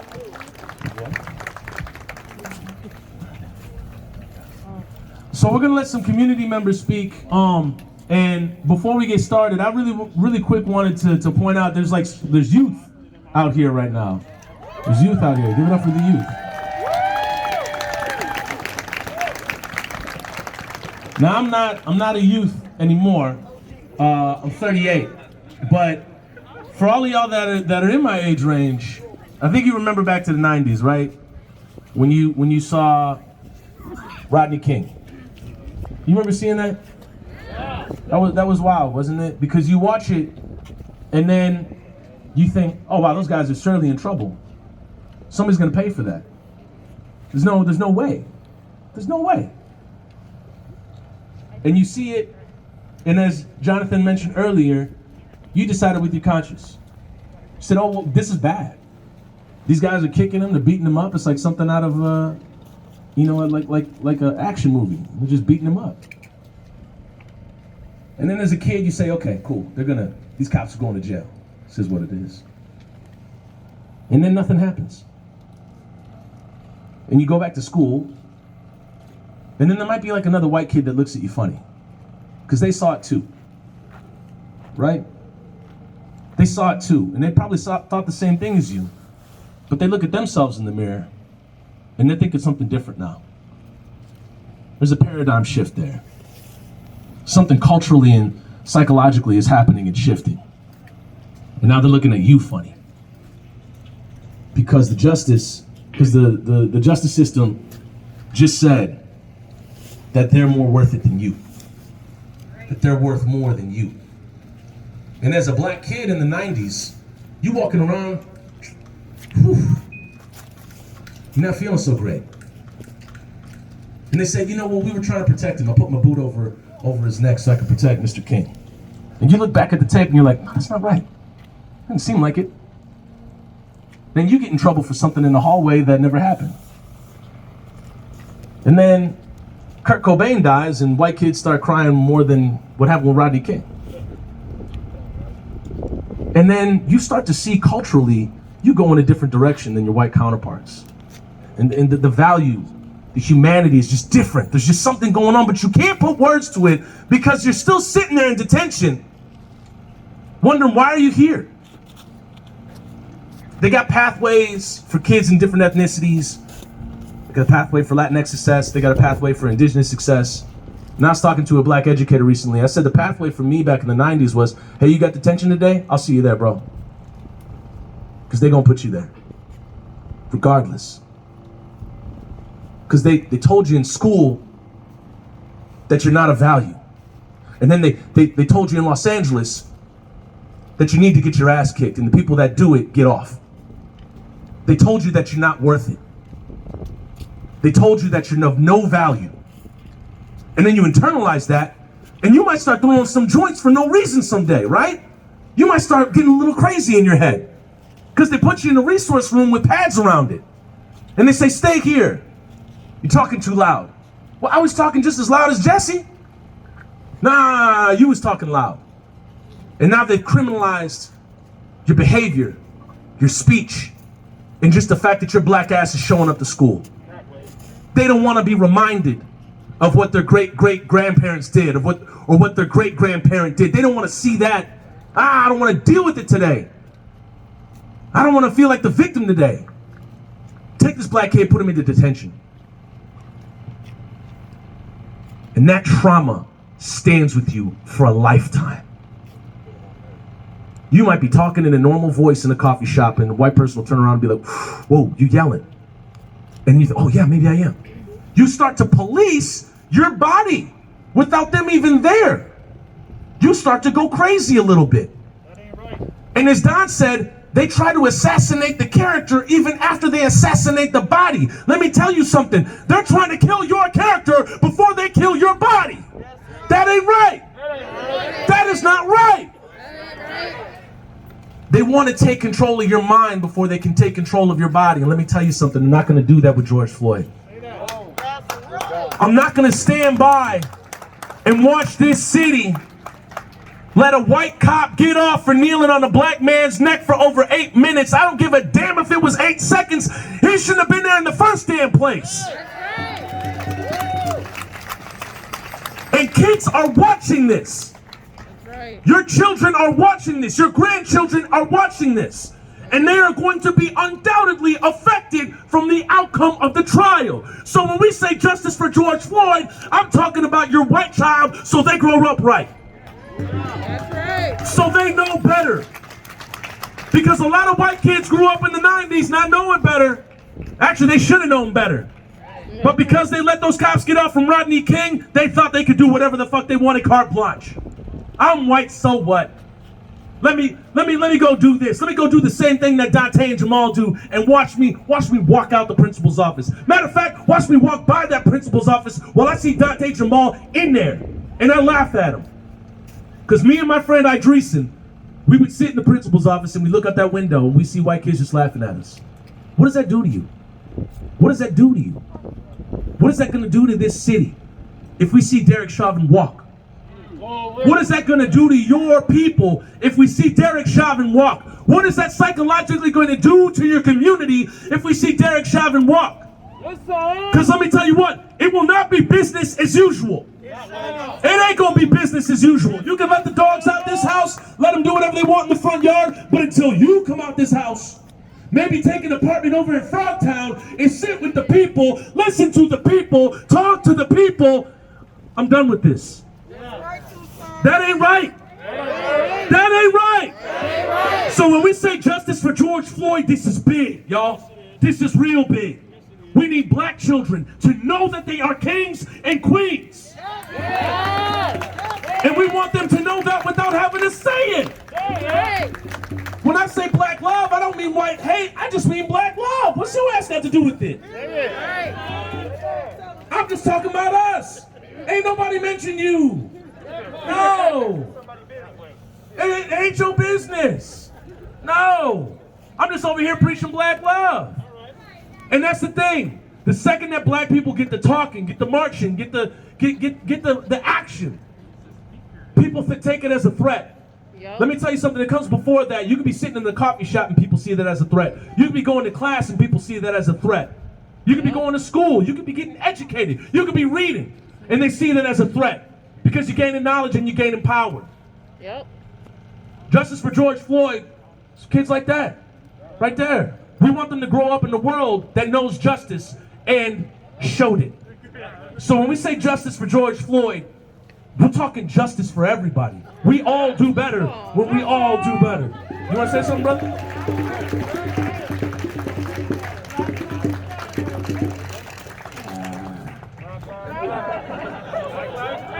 Sorry, you got stage fright. But that's okay. But we got some very important people here to speak and people that inspire me and that I look up to very much. So, but let me hear you say it. Justice for George Floyd! Justice for George Floyd! Justice for George Floyd! Justice for George Floyd! Justice for George Floyd! Justice for George Floyd! Justice for George Floyd! Justice for George Floyd! All power to the people. All power to the people! I'm going to give it up to Raisha if she wants to speak real quick. Or did you want to say something first? Black Lives Matter.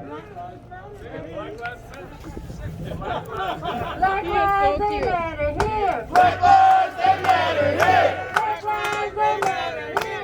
lives, they matter here. Black lives, they matter here. Black lives, they matter here.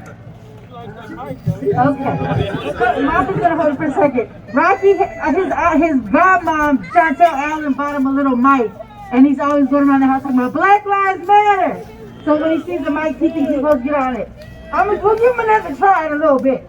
But I'm gonna actually bring up Miss Rosemary Neville, the mother of the activist movement. Miss Rosemary, if you want to come up and say something, I'll let her speak up. And then maybe Michael will do his chant for you guys. Woo, good afternoon. I'm glad y'all all out here. The military's all around us. We had to circle around to get over here. It's like they already starting, you know. But I'm glad you're here. Stay strong, take care of yourselves. We claim justice. I don't care what anybody thinks or says. We claim justice. And this justice for George is going to be for all the other folks that have been killed and abused and tortured by these corrupt, evil systems. That's what it is. The police are just one part of the system. All these systems, educational, medical, industrial, corporate. So we are claiming justice for everything and everybody. Thank you.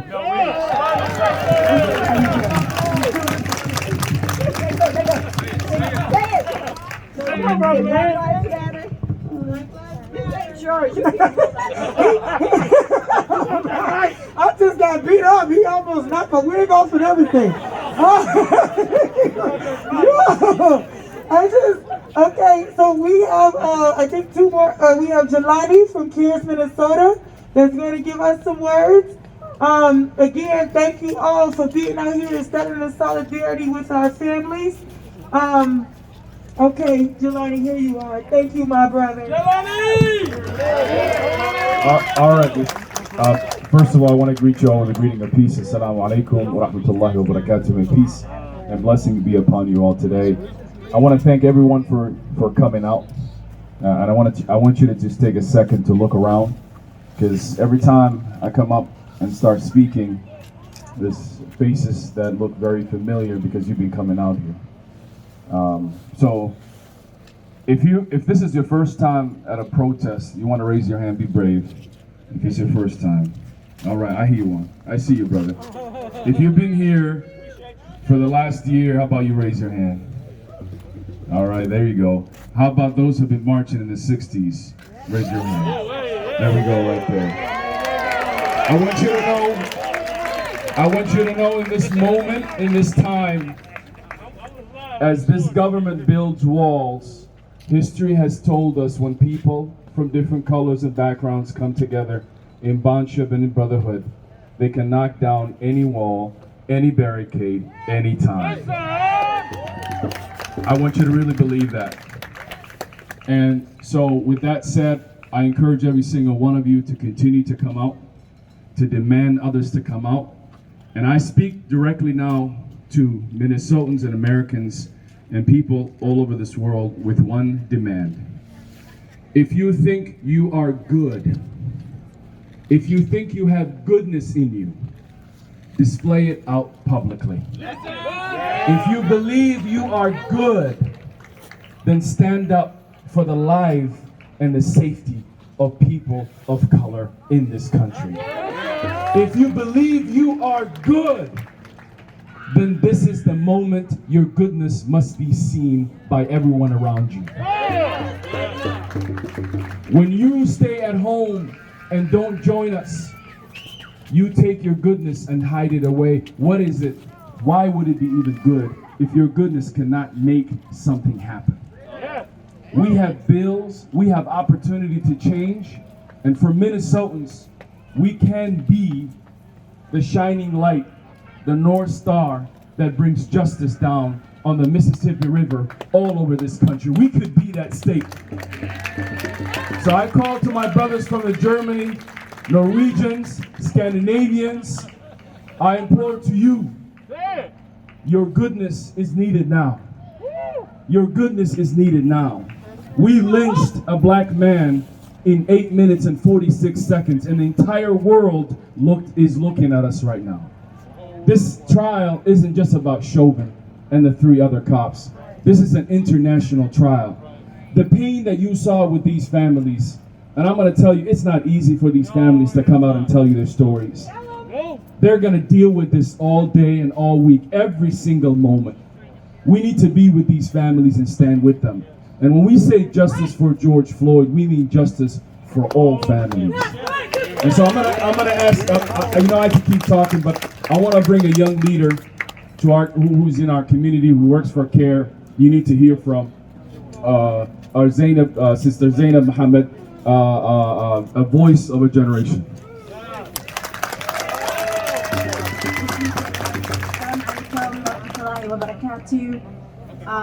I just want to say I'm here standing in solidarity with all these activists that have been doing the work here for like years. Me as a young person, to watch a black man be killed 8 minutes, and we all watched it, and we were all in the streets. And what happened since then? Another black man died. And guess what? The governor, he was ready to exercise his power and bring in executive order and protect buildings and property over people. Where's the energy for that?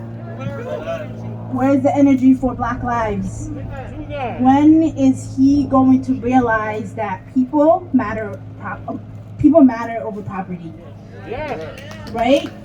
He's ready to introduce a $35 million to bring more cops from outside jurisdictions to our communities, to police us. But there's no accountability. And the activists, they're begging, pleading with him to bring just 9 bills that will hold maybe a little bit of accountability. He doesn't even want to hear it. So where's the accountability for that? I'm here, and like many of you, I'm angry, I'm sad, I'm disappointed, but I'm not giving up. Are you? Black lives matter.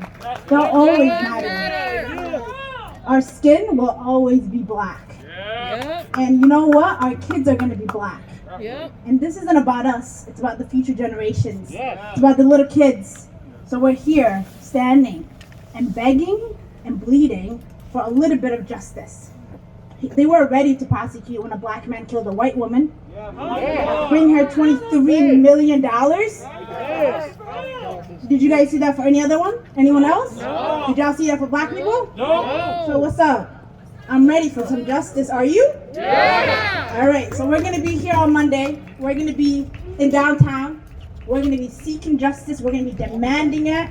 You can put up all the walls you want, all the fences. We can take them all down. We'll be there. But you know what? You know what won't be here? You know who won't be here? George Floyd, Dalal Eid, Jamar Clark, Philando Castillo, and all the other 400 and some people that were killed by the state of Minnesota. That's right. And you know who prosecutes us? The state. You know who kills us? The state. How does that make sense? Does that make sense to you? No. It don't make no sense to me. So why can't you pass some accountability? Why can't you hold the police that you're bringing here accountable? That's what we want. Some accountability, some justice. And we want to matter. Black lives matter. No justice? No peace. No justice? No peace. Thank you all so much.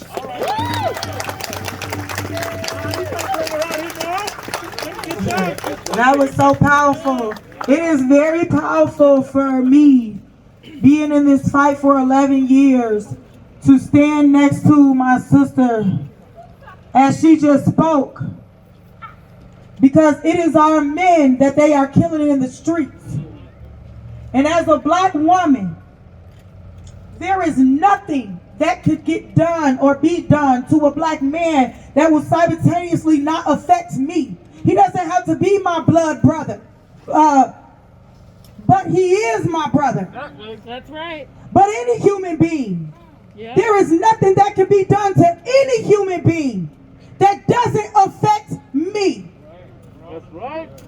So, when the governor wants to put everybody else on the phone, no, motherfucker, I want to talk to you. I want to talk to you. You are the governor of this state. And I'm not playing no games, because I was quiet and silenced for 11 years when they killed the father of my son and put him in the garbage. I was silenced. I was in my house scared while they were sitting outside my house. I was scared for my life when they would watch my 3-year-old play in the yard. And I was scared. And right now, today, I'm standing in front of you guys fighting through the fear. That's what I'm doing.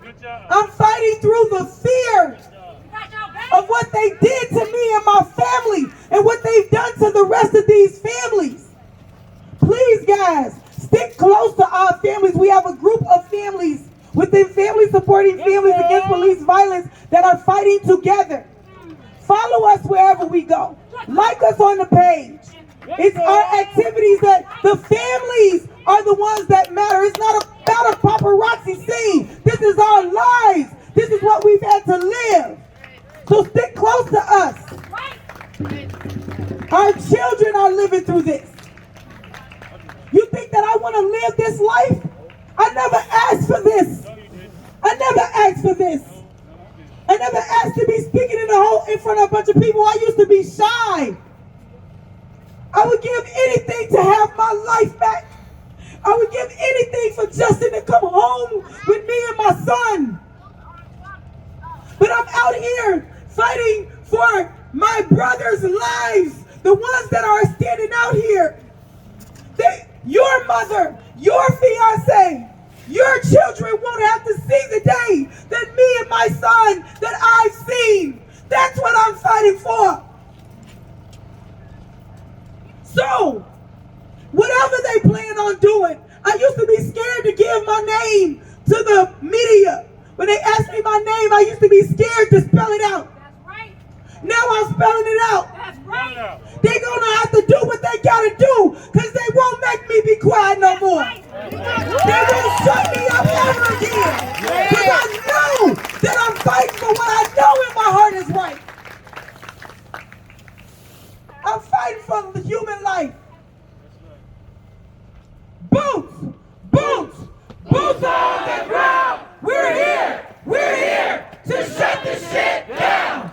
Boots! Boots! Boots on the ground! We're here! We're here to shut the shit down! Boots! Boots! Boots on the ground! We're here! We're here to shut the shit down! Boots! Boots! Boots on the ground! We're here! We're here to shut the shit down! That's by Kim Andy Jones, poor Dale Handy's mother, who was shot by the St. Paul police. I will not be the woman that they knew that kept her mouth closed when people were doing wrong to other human beings and getting away with it. I will not. And you don't be that woman either. You don't be that man either. Thank you all. We have one last speaker, Brandon, who's going to speak, and we're going to close it out. Mel Reeves is going to close us out. Thank you all. If Justin don't get it, shut it down. If Justin don't get it, shut it down. If Justin don't get it, shut it down. If Justin don't get it, shut it down. If Brian don't get it, shut it down. If Brian don't get it, shut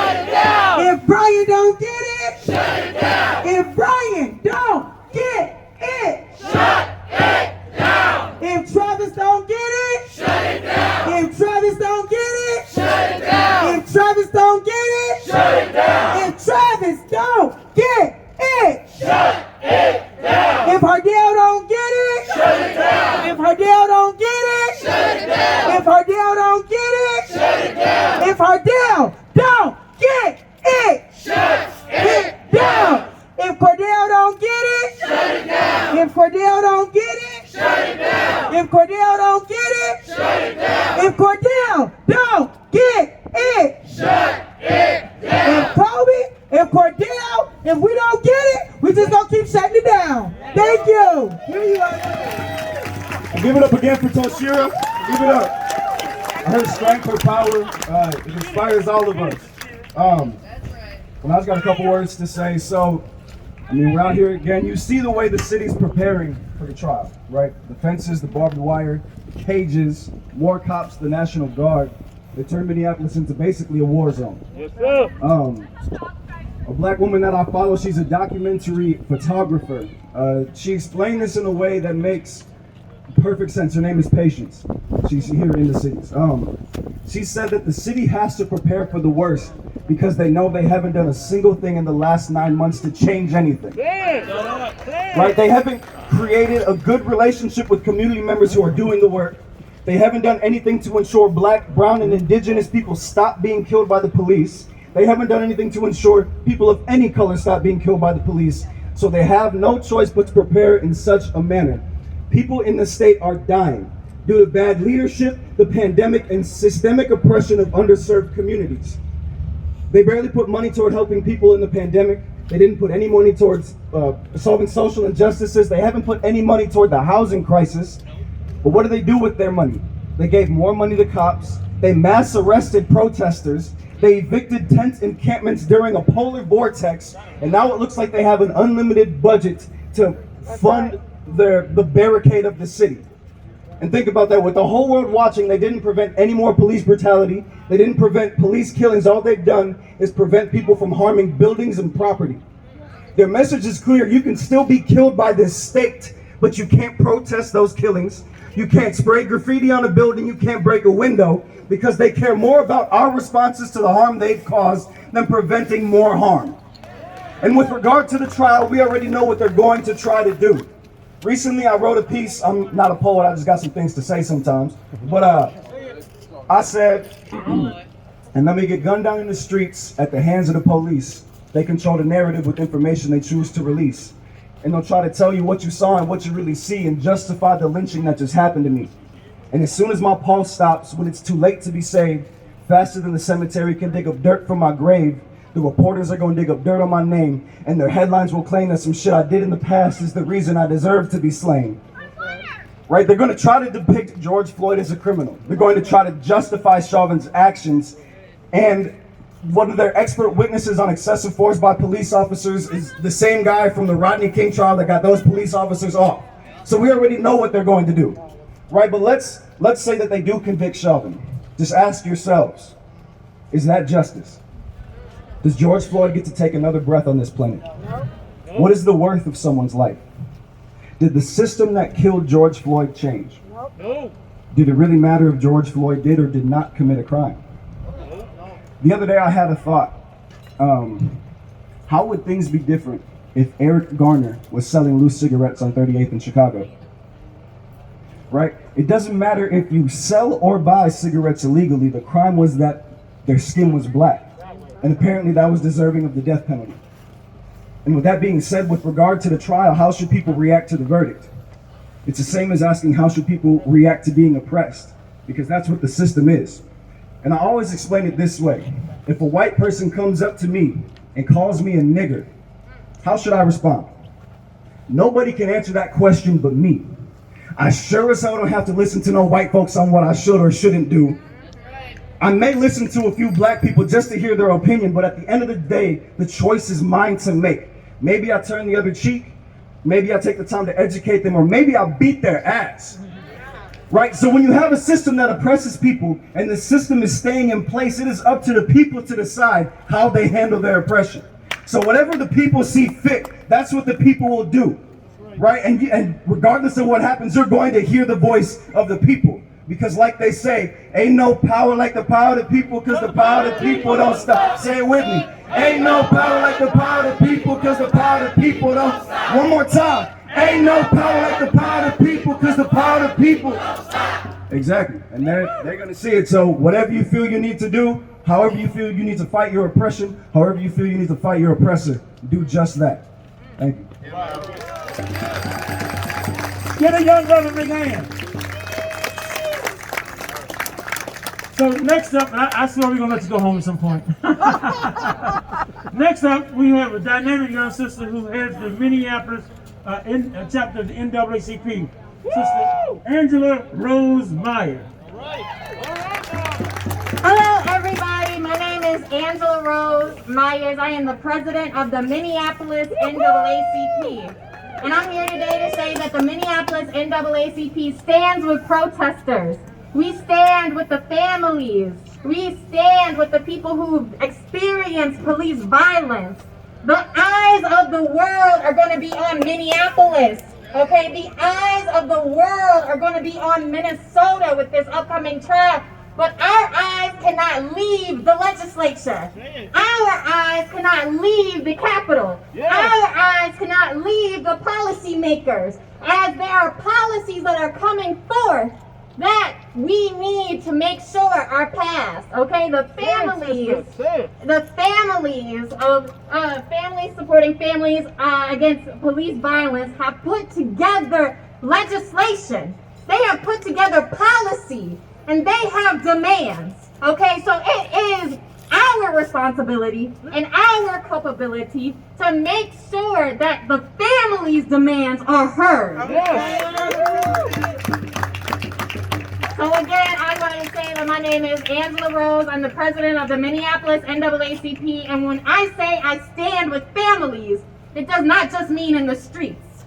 Okay, it means also with our elected representatives and making sure that their demands are heard, that their demands are at the center of the policing reform and transformation and policy change that they want to see. Okay, it is not all about what Angela Rose wants to see. It is about what Tashira wants to see. It is about what Amity wants to see. It is about the families here, and that is why we're here today in the streets. Okay, and that's why we're also going to be at the legislature this winter, this spring.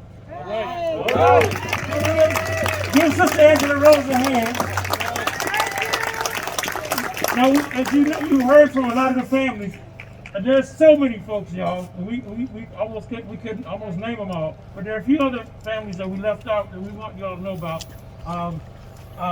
Darren Yonke was born on July 13, 1969. He was 47 years old when on Sunday, April 16th in 2017, y'all, he was approached by Ramsey County deputies and shot and killed while you all remember this. He's repairing his friend's motorhome. I don't know if you all remember that, right? Yeah. And Darren was incredibly intelligent. He was talented. He could fix almost anything, electronics, houses, and vehicles. He was also compassionate and would give up his last dollar to help out a friend, or even a stranger if they needed it. He was so loved by his family and friends, and his sense of humor and his dedication to his loved ones that they say he will always be missed. For me, it has almost been 4 years, and I still struggle daily knowing that he is dead. I believe that he never had to die. His life was taken by a bullet that never had to be fired. I miss him and love him so much. And that's from his mother, Aunt Ann. And then Melvin Fletcher Jr. was murdered by police. I don't have the date in here, but he was known as Junior. He was loved by his friends and family. He loved animals, loved taking his 2 kitties for car rides, and taking his brother's dog, Roxy, for walks. Junior loved writing, music, and poetry, and even recorded songs, which the family says are priceless now to his loved ones since they can't hear his voice. He would have been the most amazing uncle to his 2 nephews who never got the chance to meet 3-year-old Leon and 6-week-old Milo. Junior had a huge heart and incredible compassion. His mother and his brother's heart ate beyond words, as well as his many friends and loved ones. Junior's love touched anyone he came in contact with. Let's say their names. Melvin Fletcher. Say his name. Melvin Fletcher. Melvin Fletcher. Melvin Fletcher. Darren Yonke. Darren Yonke. Darren Yonke. Darren Yonke. It's so important, y'all, that we personalize this, that we humanize this. It's so important that the system knows that they didn't shoot down no rabid dog. You know what I'm saying? They didn't shoot down a piece of trash or some dirt from underneath the feet, but they killed human beings. They killed people who we can relate to. They killed people's fathers, right? The sons, uncles, mothers, aunties, right? Relatives, cousins. They killed human beings. And people want to know, in fact, before I get into it, I'm not going to be long, I want y'all to give a big hand to these families.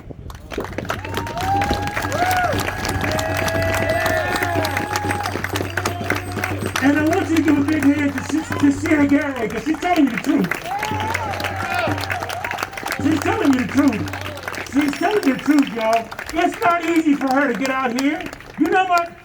I know only because I've been with them and I see it, and it's hard for me. I go home, and this is hard for me because I take stuff personally. I think the reason that I've become a decent activist is because I feel people's pain. This is serious to me. You know, I'm not out here because I just want justice. I feel the need for justice. I feel people's pain. I feel your pain when you're hurt. And we all need to do that. Brother talked about compassion earlier. You got to be compassionate. You can't change a daggone thing if you can't empathize with people's struggle. Right? And I imagine that's why you all out here. So this sister has put everything on the line. I know, I see it. And she's not lying when she tells you it's a struggle for her. It doesn't come natural. And that's why I hate this system on some level. That's a condemnation of this system. Think about that, right? People can't just live their lives. She got to spend her life fighting for justice, right? And then we got people putting cameras and stuff in our face asking us how we feel. How in the hell do you think we feel? Right? And if folks want to say we angry, yes, we're angry. You damn right we're angry, right? And black folks are born angry, pissed off, because we come into a world where we know ain't feeling us. We come and live in a world and society that wants to treat us like anything but human beings, right? So yes, we're mad. We're pissed the hell off. But that's not the question at hand. We're not on trial, right? This system is on trial, right? Don't come asking us why we're out here. Hell, this is a nice day. We'd rather be doing something else. But we got to be out here because this system that we love so much, some of you love so much, I don't love it. I don't love nothing that don't treat me right. You know, if you treat me right, we cool. This system don't treat me right, so when it does, then I'll feel it. But for right now, I ain't feeling them. Right? I don't love my enemies. Right? I hate evil. And if it's evil, I hate you. And I hate it. And it's a system. So we're not out here just talking about no cop. We're talking about a system, right? We're talking about the system of policing and the system that backs up that system of policing. Now remember, you've heard the folks in this building, the folks in the St. Paul building, the Minneapolis building down, just talking and talking and talking and talking and talking about how they feel our pain. What the hell with that? Hold the police accountable. They have not passed a single piece of legislation talking about how they're going to hold them accountable. Right, Derek Chauvin have been beating people up. Right? He shouldn't even been on the force. You have not heard them say one word about how they're going to prevent another Derek Chauvin. Right? It's disrespectful. They're really telling you what they think about you. And we need to say to them, we are human beings. The way you treat your mama, that's how we want you to treat our mamas, right? The way you treat your daddy, that's how we want you to treat our daddy.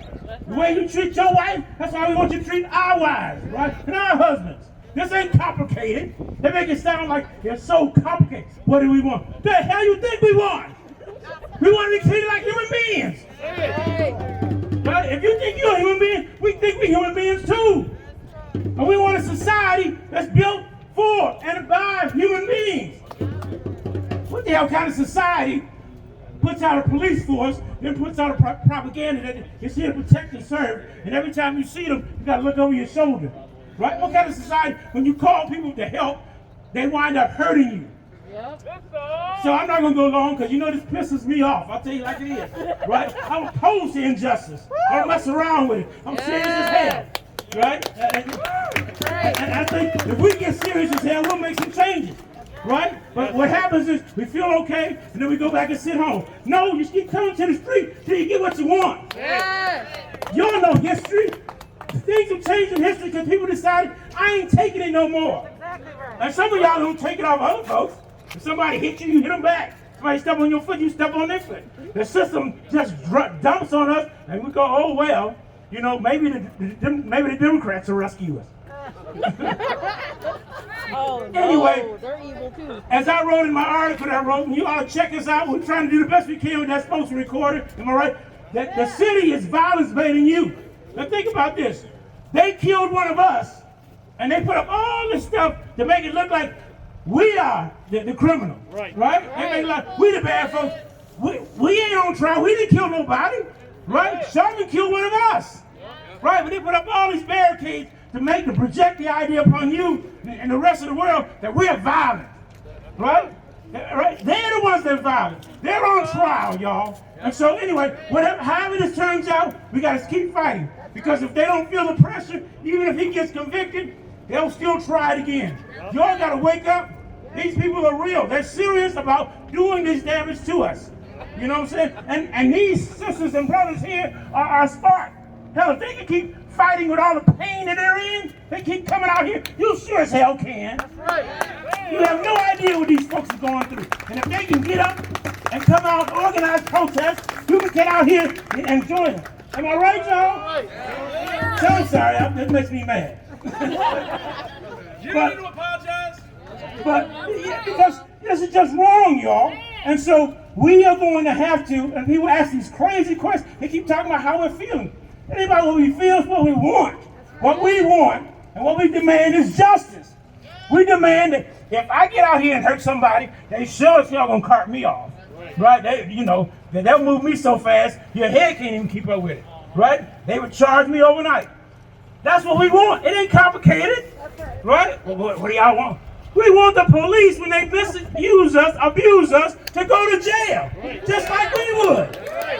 Why is that so complicated? Why is that so hard to understand? What do we want? The hell you think we want? We want what you want, to be left in peace and not messed with. Right? So we demand, so we're here, so so the reporters get this right. This is part of a national action. These families aren't staying out here by themselves. All over the country, hundreds of families are standing today together. And they're demanding justice for George Floyd. They demand that all the killer cops be jailed, and demand that all the cases be reopened. And don't look at me funny when I say we demand the cases be reopened. They can reopen them.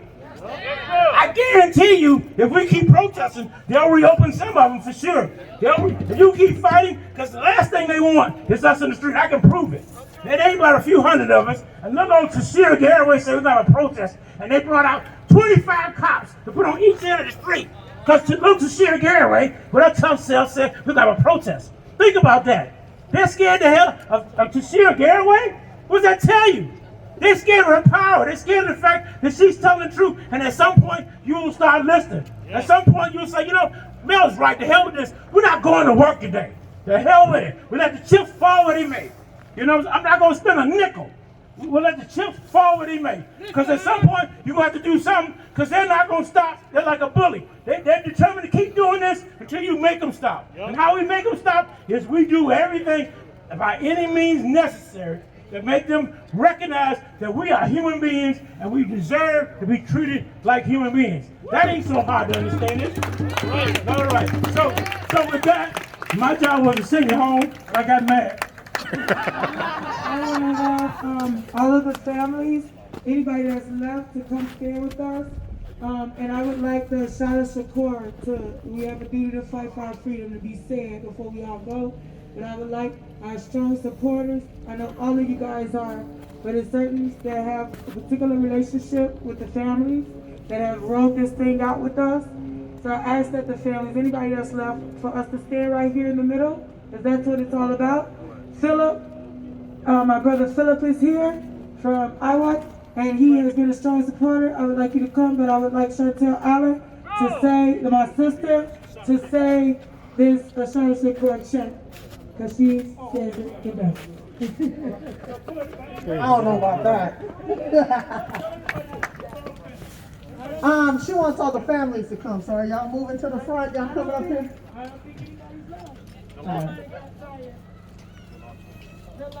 This is beautiful. Y'all held space for a long time. I didn't know I was going to make it. And I looked on the internet and you were still standing out here, and that's exactly what we need. We need to continue to come to spaces and hold them, And I see these police officers as blocking off the streets and helping us out. Have you ever tried to take over this space and there wasn't people at the end of the blocks and cars are going by? So that's helpful for me. I actually gave them a thumbs up. I'd like them to come on back every time. Yeah, they can sit there for the next 6 weeks. So we can continue to come back every day and hold Governor Walz accountable. Then we might be getting somewhere, right? You know what I'm saying? So we gotta, take our goods with our goods, right? So I'm gonna do the Shada Shakur chant. We usually close out doing that. I wanna also thank Tashira for pulling all of this together. and continuing to push this movement. Without folks like her, we would not have the uprising that happened with George Floyd. So let's be very real about it, okay? All right, just repeat after me. We have a duty to fight for our freedom. We have a duty to fight for our freedom. We have a duty to win. We have a duty to win. We must love and support one another. We must love and support one another. We have nothing to lose but our chains. We have nothing to lose but our chains. We have a duty to fight for our freedom. We have a duty to fight for our freedom. We have a duty to win. We have a duty to win. We must love and support one another. We must love and support one another. Because we have nothing to lose but our chains. Now let's just try to barrel it out. Because part of this is healing. You know what I'm saying? The chanting allows you to get that energy out. And we need to sometimes get it out so we can get a good night's sleep, so we can plot on what the next day gonna look like, right? So get it out right now, because we got a long haul for the next 6 weeks. We have a duty to fight for our freedom. We have a duty to fight for our freedom. We have a duty to win. We have a duty to win. We must love and support one another. We must love and support one another. Because we have nothing to lose but our chains. We have nothing to lose but our chains. We have nothing to lose but our chains. All power to the people. Thank you guys so much.